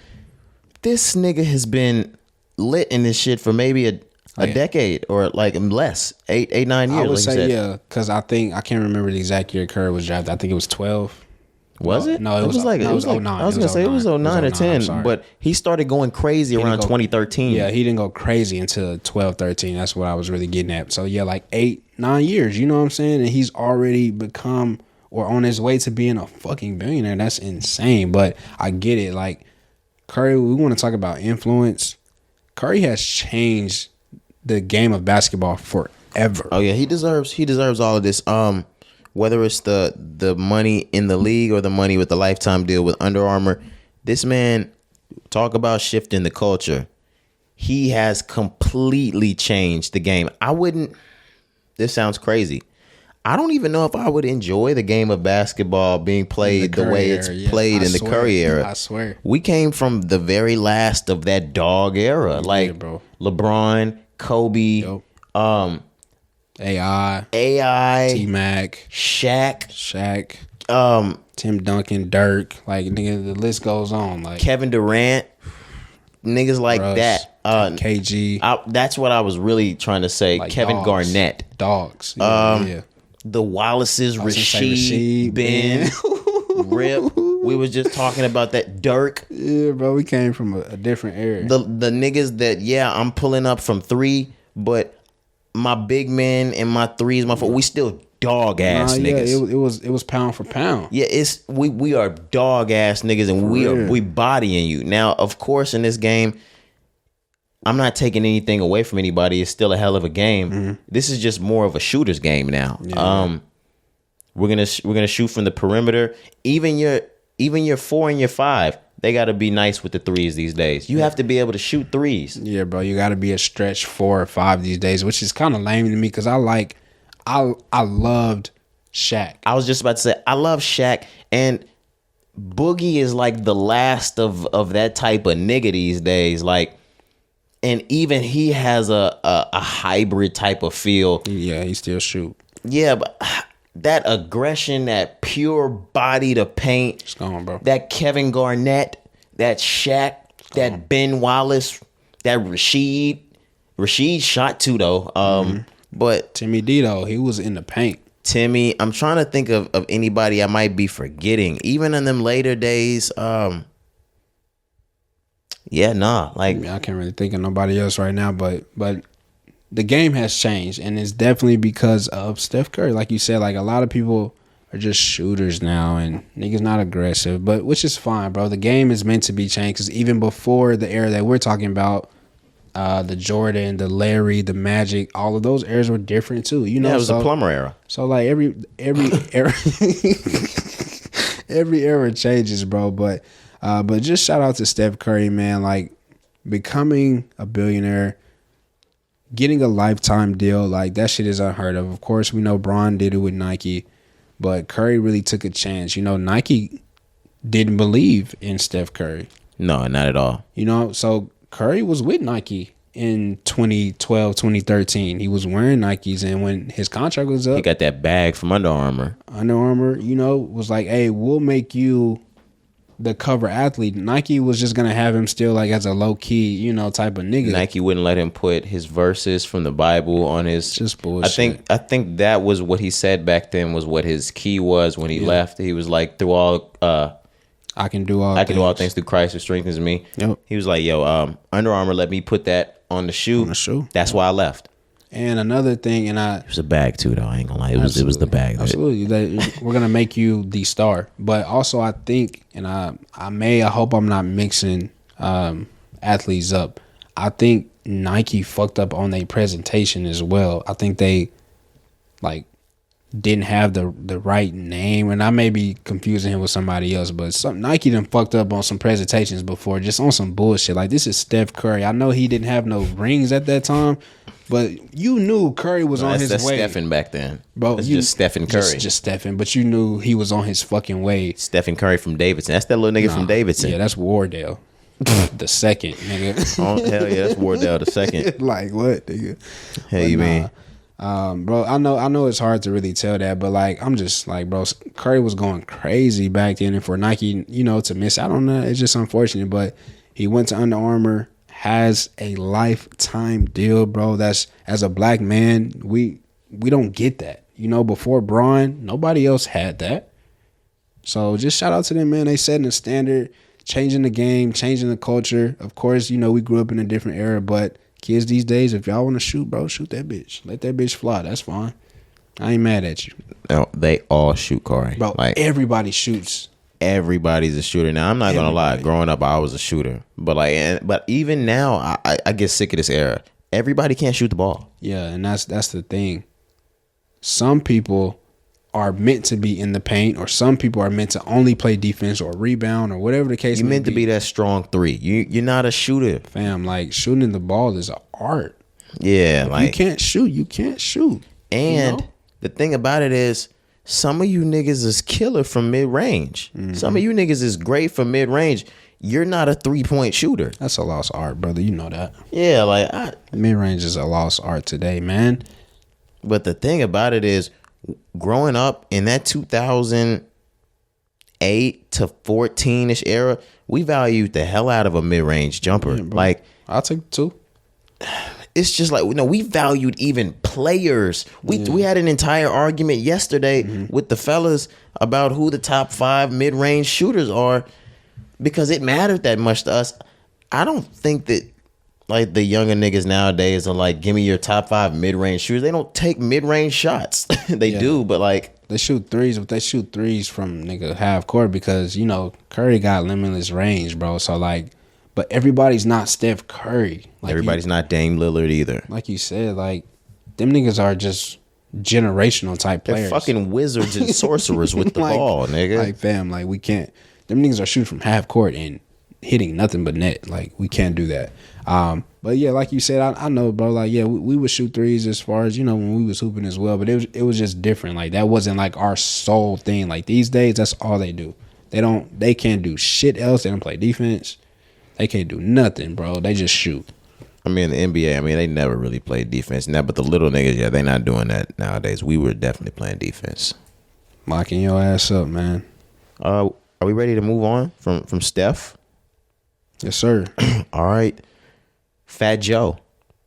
Fat Joe's been doing an Instagram live show since the pandemic. Mm-hmm. When we locked down, a lot of different niggas decided, all right, this is when we're going to pull our at-home business skills out. Right. And since then, we've seen the bottles behind Fat Joe. We've seen several different celebrities lock in, do interviews with him while it's been going on.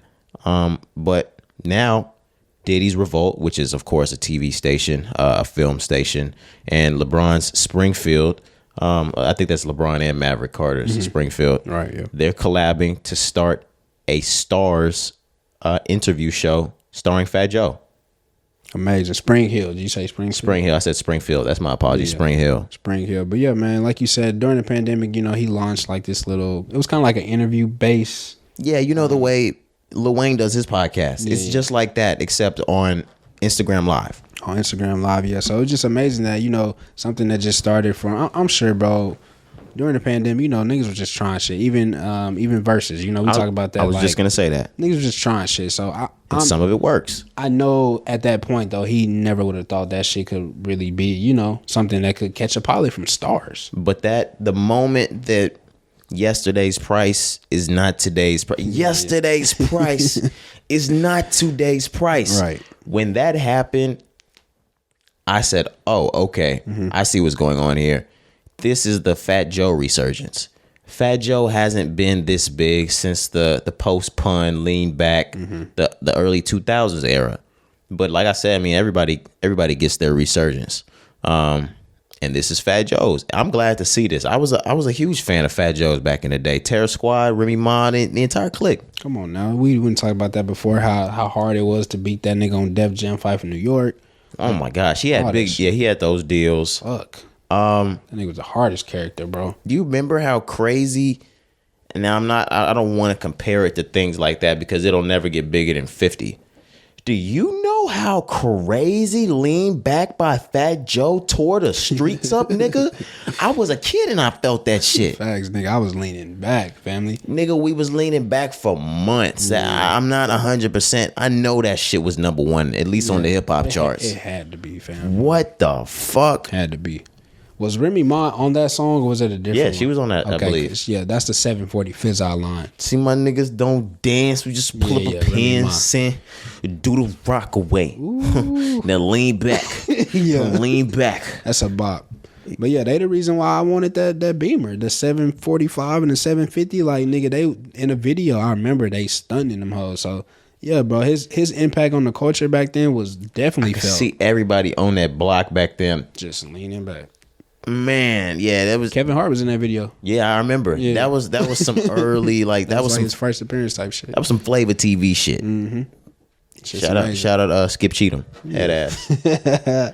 Shout out the city, man. No cap. But I don't know if I have too much more on this. But shout out Diddy.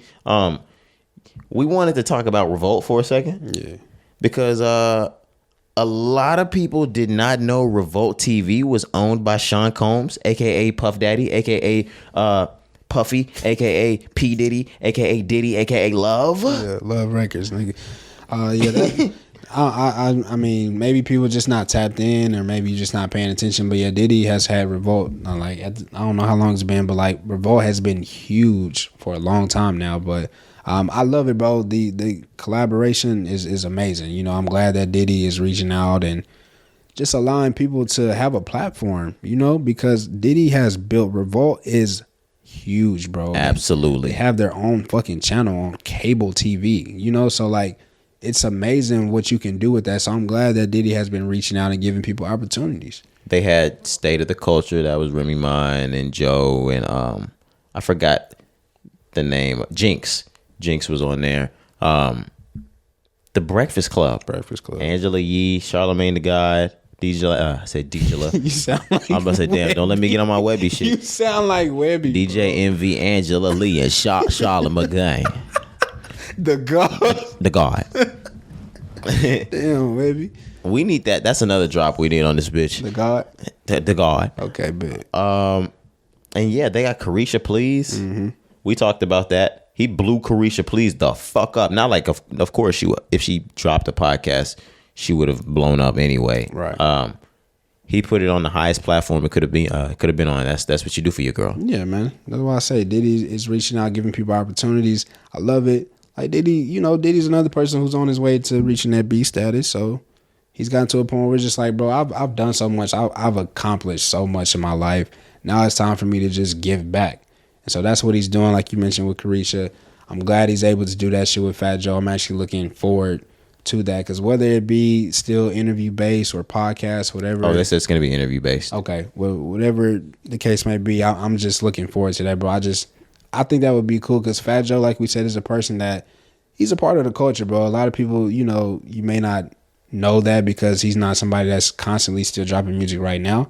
But like we said, Lean Back and just even more songs like way more than Lean Back. Fat Joe was really like that, fam. Coming out of New York in those early 2000s. Fat Joe's a real street nigga, number one. Yeah. Yeah, and Fat Joe, I'm not gonna say he just straight up took over where Pun left off, nothing like that. But because Pun was going insane. It's one of the best rappers ever. But he held it down for him. Facts, bro. And he was that was back when you could get nigga off. Fat Joe was able to get nigga off. He still gets nigga off. He's How come Fat Joe get that pass? Because he's Puerto Rican. Oh, okay. I guess he just ain't a dark skinned Puerto Rican. Yeah, no, okay. that's why he's Pun. That's why Pun. Yeah, they was Puerto Rican. Pun was getting that shit off too. Absolutely. Yeah. But it's Puerto Rican. Absolutely. Are we ready to move on from this? Yeah. We were just talking about STARZ, TV, movies. Yeah, man. The Emmys. This was the nighttime Emmy Award, not the daytime Emmys. Not to be confused, because I think the daytime Emmys was a few weeks ago, maybe a month ago, something like that. I don't know. Yeah. This was huge, man. Huge win for the culture. Yeah. So, or a huge win for Gen Z. Huge win for the millennials. If you're a fan of Euphoria, which me and Cari over the last season, we both grew to be fans of Euphoria, I believe. Yeah. The show is just amazing. It's head up by Zendaya. Go ahead. Mm-hmm. Yeah, no, I was just like you said, bro. Like, because I really slept on the first season. I'm just be honest. I went back and watched it before the second season dropped, but I had already seen a couple. But that second season, holy shit, fam! Like when I tapped into the second season, I was like, oh shit, like I've been missing out. That's one of those shows for 60 minutes straight. They're keeping you on your fucking toes. You're waiting on the next week to come out. I don't care if you was watching it with your girl, you was watching it with a chick you liked, a homegirl, a friend. Yo, that new Euphoria is out. We about to watch it? Like, was it Sundays? I think it was Sundays, yeah. Sundays, every Sunday when that shit was coming on.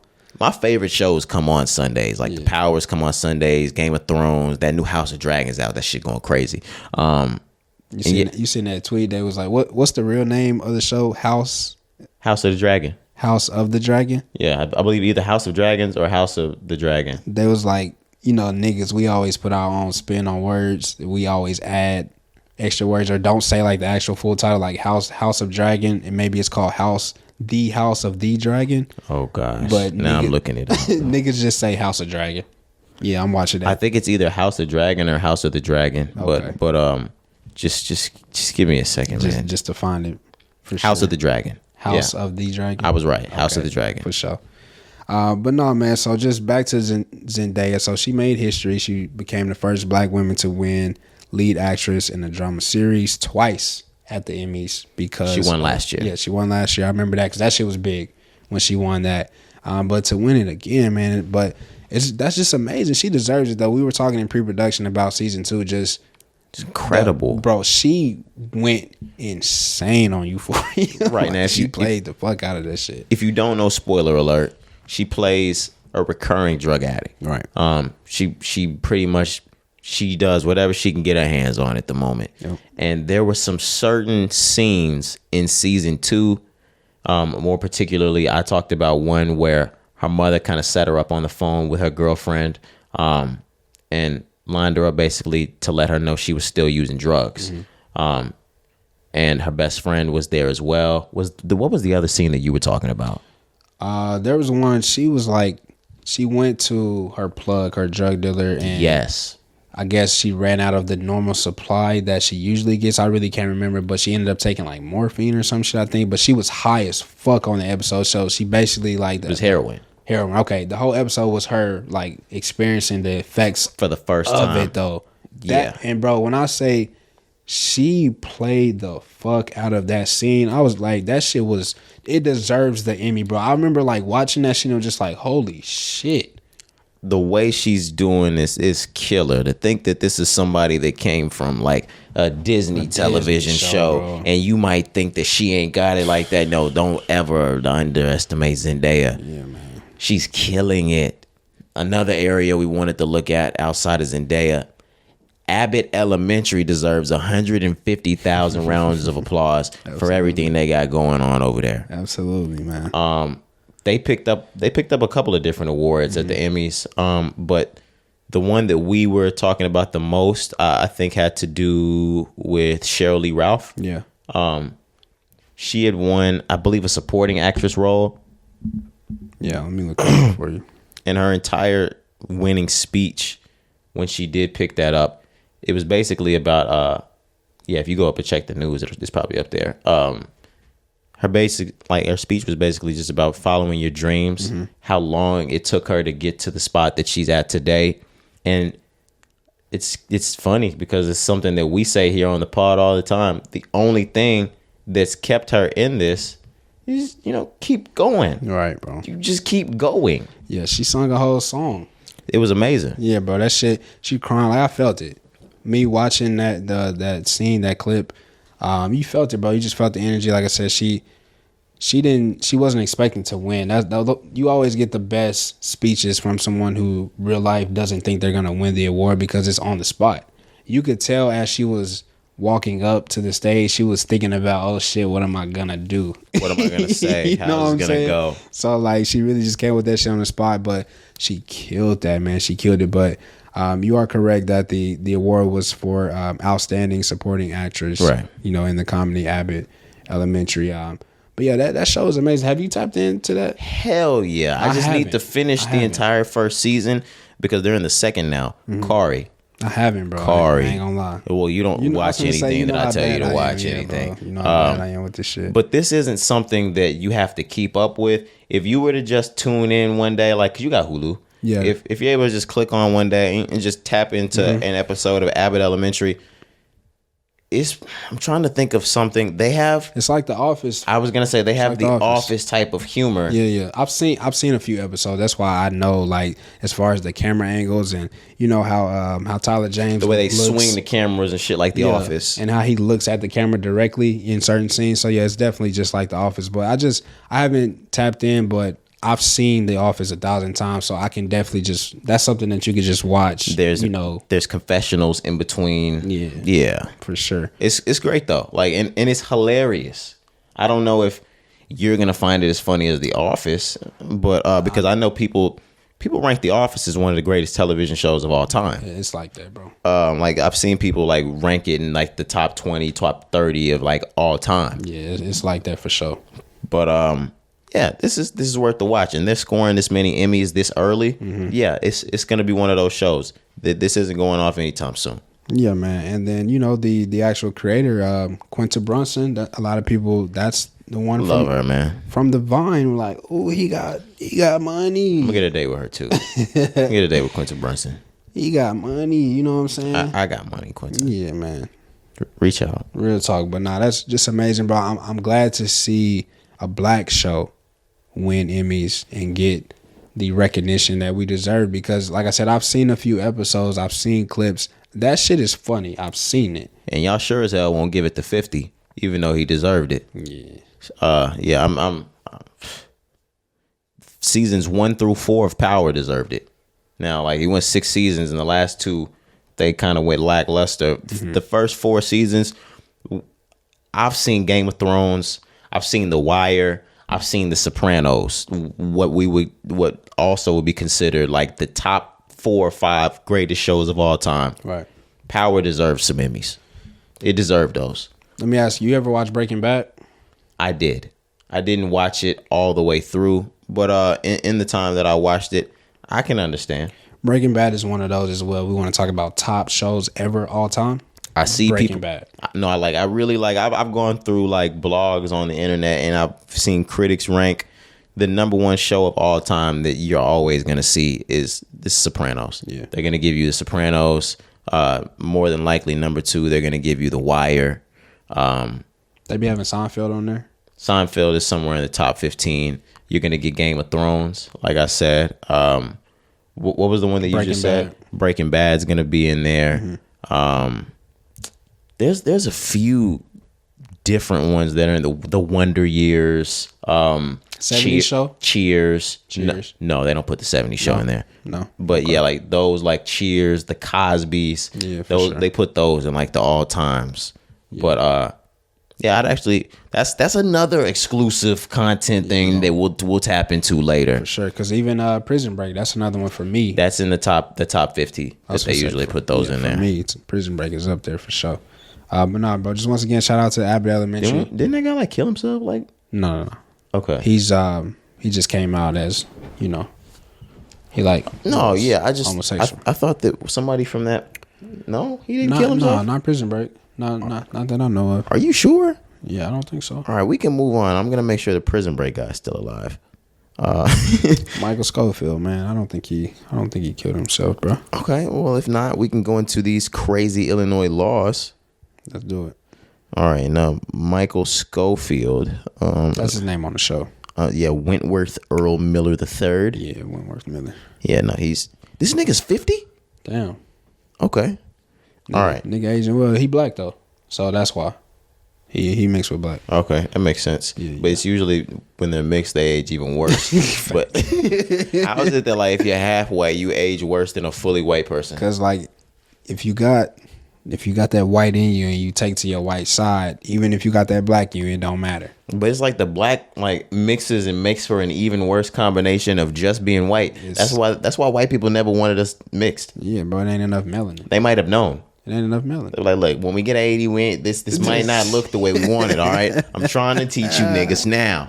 Right. Before it's too late. Stay over there and you stay over there, all right? Before it's too late, man. Damn, go back to your dorms. Right. All right, let's get into this Illinois law because this is fucking insane, Cari. Or is it? This is already a political, like, push-pull, left-right, Democrats and Republicans type of situation. Right. Propaganda. All right. Agendas. You know how that shit go, man. Yeah, I've been trying to get back to this already, but here we go. All right. On January 1st, 2023, Illinois will take its place in history when they become the first state to test out. All right. See, now I already don't like this because they're calling it the Purge as I'm reading it. All right. So Illinois has a new law in which they'll be eliminating cash bail. Yeah, it's called the Safety Act. Right. So the cash bail elimination, that's an incredible thing. There are plenty of people like we were watching a video before that say you got arrested for some petty crime and you were never convicted of the crime and you've been waiting 8 years, 9 years, 10 years for a trial. And the only reason why you're sitting in jail is just because you couldn't make bail. Mm-hmm. A cash bail is a system where, of course, the bail has to be paid cash. That's self-explanatory. But in an instance where if someone doesn't have a cash bail, they have a regular bail and it's set at $10,000, they're able to post that 10%, pay $1,000 and get out. If you have a cash bail, you have to post the entire amount or you can't go. So if someone has a $10,000 bail, you'll sit until you can raise the entire $10,000. If that takes a year until your trial, 2 years until your trial, or however long. You'll sit until it's whatever. I listened to the lady say that she knew of people that were in there as long as 11 years waiting on a trial they had never been convicted for. Yeah, she was a public defender. We watched a video of a public defender out of Cook County, which is in Illinois, Chicago, Illinois. Yeah. So yeah, she was just explaining how basically, you know, everything that she mentioned, how this is really kind of like a propaganda where they're really trying to deflect what's really going on. Right. You want me to introduce the next part? Yeah. All right. So along with the removal of the cash bail system, 12 non-detainable offenses will be coming. So new offenses, offenses that were detainable and arrestable. It's for them to be able to hold you until your trial. They will now be non-detainable. Those offenses include things like second-degree murder, aggravated battery, arson, drug-induced homicide, kidnapping, burglary, robbery, intimidation, aggravated DUI, aggravated fleeing and eluding, drug offenses, and threatening a public official. That's a lot. I mean, like, what? I don't even know where to start. How do we feel about this being called a purge law? I think calling it a purge law is excessive. That's a little extreme.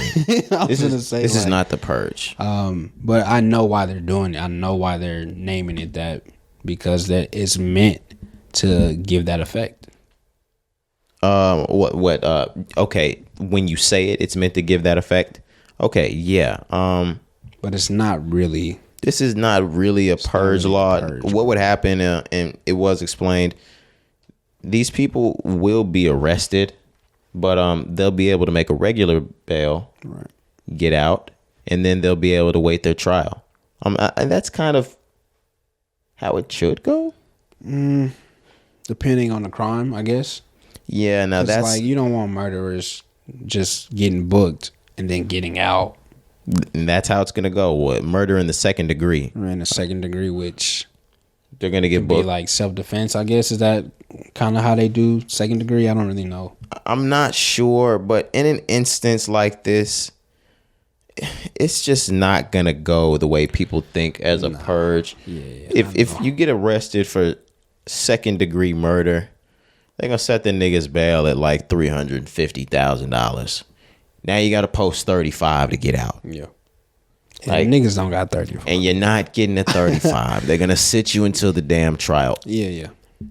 And there's still those things where you can still be sat on no bail. Depending on the crime, that's what I'm saying. Like, that's why I say, bro, it's kind of just like a propaganda thing where let's call it the purge, let's scare, you know what I'm saying, scare tactics, I guess is what you want to call it. But if you do some dumb ass shit, you're still going to go to jail. You're still going to get arrested. Like, you can't just think you're just going to, you know, cause some harm or put people in danger, take somebody's life, and you're not going to go to jail. Like, that's not what this is. And also to what you just said about it being propaganda, running an agenda, they're using a lot of these offenses as promotion to the media outlets. So you can see, oh my gosh, arson, aggravated battery, drug-induced homicide, second-degree murder, burglary, robbery. You're just going to let this stuff run on the streets to where people vote against it. This goes to City Hall. They turn this around. But they want you to do that because they really don't give a fuck about that. They don't want the cash bail system reversed for black people. They don't want black people getting out on without cash bail. They want to be able to hold niggas as long as they can, so they pay the entire amount because they know niggas don't have the entire amount. So let me ask you, is it they're wanting you to actually vote for this one? Like let's put this one in your face, tell you all about this one, make it, you know, negative or not appealing. Just say if it's like on a ballot, you know what I'm saying? Let's dress this one up as negative, whatever the case may be, so you could vote for this one over here, for this choice on the ballot. Is that what this is? No, the release of the cash bail, like it's the same thing. So if you vote for the cash bail system to be released, or that's what's being proposed, that on January 1st, 2023, Illinois will take place and do that law. They're wanting people to enact against it because no matter what, those two things come together: the cash bail and the 12 offenses. So if you let the cash bail go, you're letting these 12 offenses go too. Yeah. So if we put the cash bail, like we keep the cash bail, we're gonna keep these types of things off of the street type shit. Got you. Okay, that makes sense. When really, cops are gonna do what they're gonna do anyway. Exactly. So I really hope y'all don't look at this and vote towards that in Illinois. But and this is I don't live in Illinois, I was so gonna say, bro, this is in Chicago, fam. But they know what they're doing by saying this. Yeah. We're gonna let this type of stuff run rampant in Chicago. Yeah, no, we know what's going on. Yeah, bro, I kind of compared it to, it's not the same, but I compared it to, the state of Florida. They have the stand your ground law. And you know how that was passed. So obviously it's not the same type of law or bill, whatever you want to call it. But the way that they were able to loop that in and pass that shit, they kind of just slipped it under your nose. And then it just became a big thing with the Trayvon Martin. But like before that, a lot of residents of Florida didn't even know about stand your ground law. So it's kind of the same thing here. It's like, let's push this and tell you it's for this, but we really have like a hidden agenda. Yeah, and we're gonna enact it when we need to use it. Come on, and we're gonna get George Zimmerman off, and then all the street niggas are gonna run around killing other street niggas before we never mind. God damn. Never mind. Jay-Z said it. For real though. But yeah, I was gonna get into R. Kelly next.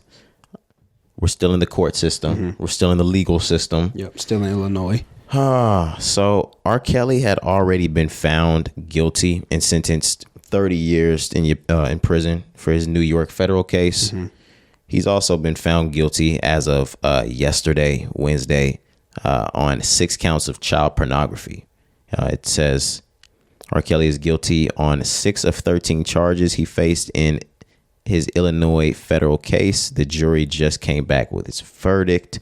Let's see. Yeah, that should be about it. Yeah.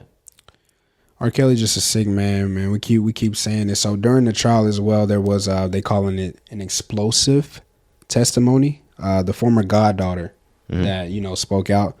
She claimed that her and R. Kelly had sex more than 100 times before she turned 18 years old. Yeah, it's gross. I mean, bro, that doesn't get much nastier. I was just gonna say, every time we talk about this nigga, I just get more and more sick, and I'm just like, bro, this nigga is horrible. We don't have to stay on him. I really just wanted to report the news to the people that he's definitely gonna spend the rest of his life in jail. Yeah, for sure. Like you said, in New York, already 30 years there. Illinois, there was actually 13 charges. They found him guilty on 6 out of 13. Yeah, they acquitted the other 7. But fam, like he will never see outside again. The other 7 were like conspiracy and enticement, something like that. I think they got rid of those. Yeah, but just a sick Negro, just for real, bro. Like that nigga just, I don't have too much to say. He's just sick, bro. To a nigga that's 50 already, I think he's 50. He's got to be, and he's already gotten 30 years. I don't know if he has a mandatory minimum on those, but say they gave him another 30. Yeah, he's gonna sit forever. Yeah, it's over. He's 55. Yeah, I mean, of course, I wouldn't see him doing all 30 of a prison sentence, but that still doesn't look too good, even if he doesn't do all 30. Yeah, couldn't agree more, man. That nigga's sick though. Yeah, that's sick. Those niggas' minds that's next to him. Fuck him. All right, let's move on. Man. We saw something crazy in the media the other day. So a teenage human trafficking victim. I think I saw this case when it first happened. She was initially charged with first-degree murder after she stabbed her accused rapist to death. That's part 1. They actually came back with a different sentence, and she's been sentenced to 5 years probation in order to pay $150,000 restitution to the man's family. I still think that's incredibly fucked up. I mean, what the fuck? Like, now, of course, we don't want Shorty in jail on a first degree murder sentence. And I'm glad they were able to reduce that to probation. But if I murdered my rapist, bro, I don't think I should get any time. Now, it probably wasn't in an instance where it was complete self-defense murder. She probably went back on him and went to kill him for what he had done, or killed him in another instance, something like that. But nah. I'm with you, man. Regardless of the fact, this little girl's only 17 years old. I don't know how old she was when that shit. I was gonna say, and that's now. I was gonna say, I don't know how old she was when the act actually happened, but she's 17 right now. For you to be raped, or sexually assaulted, whatever, and for you to kill the person that's done that to you, I think you should be able to get off for that. I don't think you should face any restitution, any jail time, any probation. None of that. And to be completely honest, when this happened, I don't know if it was 2 years ago they said something like that happened. June 2020. I think she's been sitting since it. Yeah, that shit is crazy. So she was 15. Yeah, and I think she's been sitting since. This wasn't an instance where she went home. She's been sitting since then. So she did 2 years. Bro, make that shit make sense to me. This is in Iowa too. I don't know if you mentioned that, but that's why. Out there with the what's their team, the Hawkeyes. But is that what it is? Yeah, Iowa Hawkeyes, I believe is their mascot. Are you thinking about the Ohio Buckeyes? Hawkeyes. Okay. Hawkeyes, yeah. They black and yellow. Yeah, for sure. But I'm sorry. Nah, sorry, bro. I don't know Iowa. This shit is just sick though, bro. Like what does it say about our law, our judicial system, bro? Like, that's what I'm saying. It should just be so backwards. Like, I get there was a life that was lost, but there was a good reason on why that life was lost. And this is some bullshit. The judge told her he was ordering her 200 hours of community service because he knows she's been through a lot, and she should be able to tell that story to other women. What, nigga? And that's what she's going to be like, ordering them to speak to other people. Like, so you want me to verbalize my rape? Nah, yeah, I'm not fucking with that shit, man. For 200 hours to other people? It also states here, so the judge, once again, like you mentioned, it said, they deferred those prison sentences because they said the charges that were actually against her were punishable up to 10 years in prison. But they said if she violates any portion of her probation, she could be sent to prison for a 20-year term. Yeah. Yeah, I don't know. Like, you have to live supervised for the next 5 years for being raped. It's fucking crazy. She didn't ask for that. At 15 years old. And didn't do anything. Well, yeah, I'm okay. She killed him, but I mean, sorry. Sick, man. Yeah, it's a crazy thing to think about. Yeah. We can get out of here. We can move on to the last thing we had to talk about. We're Texas natives. Yeah. So the Dallas mayor, he was in a meeting. It looks like some kind of city hall meeting. And he proposed that Dallas is a big city with a huge market. We see cities like New York and LA, who both have NFL teams, more than one in the city. Why can't Dallas be the same as them? Right. We could have more than one football team in Dallas for the NFL. To which everybody else said, no, you can't. No, you can't. Shout out to Mayor Eric Johnson, out of Dallas. He's a black man. Salute. You know what I'm saying? Shout out to you. But I get what you're doing, bro. I know you have a job. I know you have to, like you said, city hall, council meetings. You have to, show appearance. You got to show your face. Things like that, I understand. You got to push agendas, like we were just talking about. But this is the Dallas Cowboys. This is the most valuable sports franchise in the world. It's the most profitable. Yeah. You know? So, I get you. Yes, everything you're saying makes sense. Definitely, because, like you said, he compared L.A. and New York, which have, two NFL teams. But their market, their fans, their city, their state is not built on football like how Texas is. It sure isn't. And he's right in every sense. Exactly. It's just the fact that you're dealing with the Cowboys that more than likely this is not going to happen. Now, say the Cowboys were up for 5, 6, 7 years, and we I mean as in the city. And Dallas had brought home maybe 4 or 5 different championships to the point where they're chilling. Like, we got a lot of reputation here. Like, we doing our thing. We relax. Maybe it's been about not the greatest year this year, but like we coming off of this many titles. You can look at a new team in the city. Like, until you get a couple titles here in like, again, Dallas Cowboy wise, I don't think we should even be discussing like the new team. Yeah, because it's not even going to happen. And then, like you said, the reason why those other markets, LA and New York, are able to have more than one team is because they don't have a team that has the type of legacy like the Cowboys have had. Like you mentioned, like Cowboys are the #1 franchise. You know, they have 5 Super Bowls, things like that. So, nigga, like, there will never be another team in Dallas. Another team, niggas want to call them the Arlington Cowboys, which I think is funny. That's funny. It's every time they lose, they get called the Arlington Cowboys. But I'm like, bro, there will never be another team here. I don't think in our lifetime, bro. Like, as long as the Joneses are over that fucking organization, there will never be another team in Dallas. They're not having that shit. And I know it sounds crazy to say, like, yeah, they're not in charge of City Hall. They're not in politics, whatever. If you think they can't make that happen, as long as Jerry or Steven is alive, there will never be another football team in Dallas. Come on now. Never. You better pack that you better move to Decatur. You better Decatur. Wichita Falls, San Antonio. Not Decatur, Georgia. It's not going to be in Dallas, though. Yeah, no. Decatur, Texas. I was saying Decatur, Texas. Yeah, you better move to Vader, Texas. Oh, fuck you talking about? Like, we is not. You can't keep up with the Joneses out here, boy. Not these Joneses. Not these Joneses, boy. These are the best Joneses there ever was. Those are the wrong Joneses to be keeping up with. You cannot keep up with them at all. But like I said, I play understand. With your T Jones, right? With your mammy. Okay.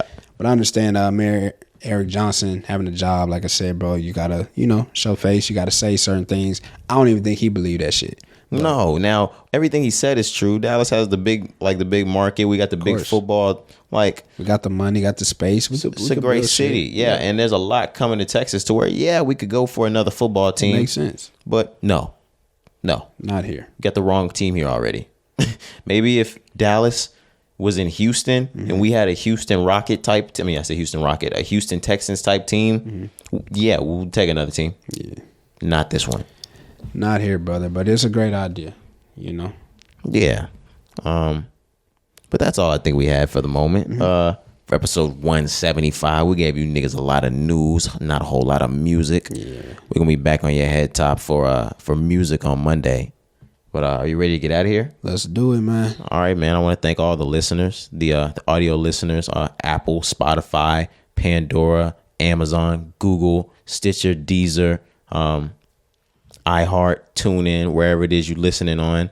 All the viewership, whether that's on YouTube, the following on Instagram, Twitter, Facebook, Snapchat, TikTok, whatever it is that you're watching us on. Make sure you keep tuning in. Make sure you hit that subscribe button. Make sure you hit that bell. Get our notifications every time we drop. Let's go and get out of here, man. It's been your boy Roderick. Jakari, we checking out. All right, man. Let's do this.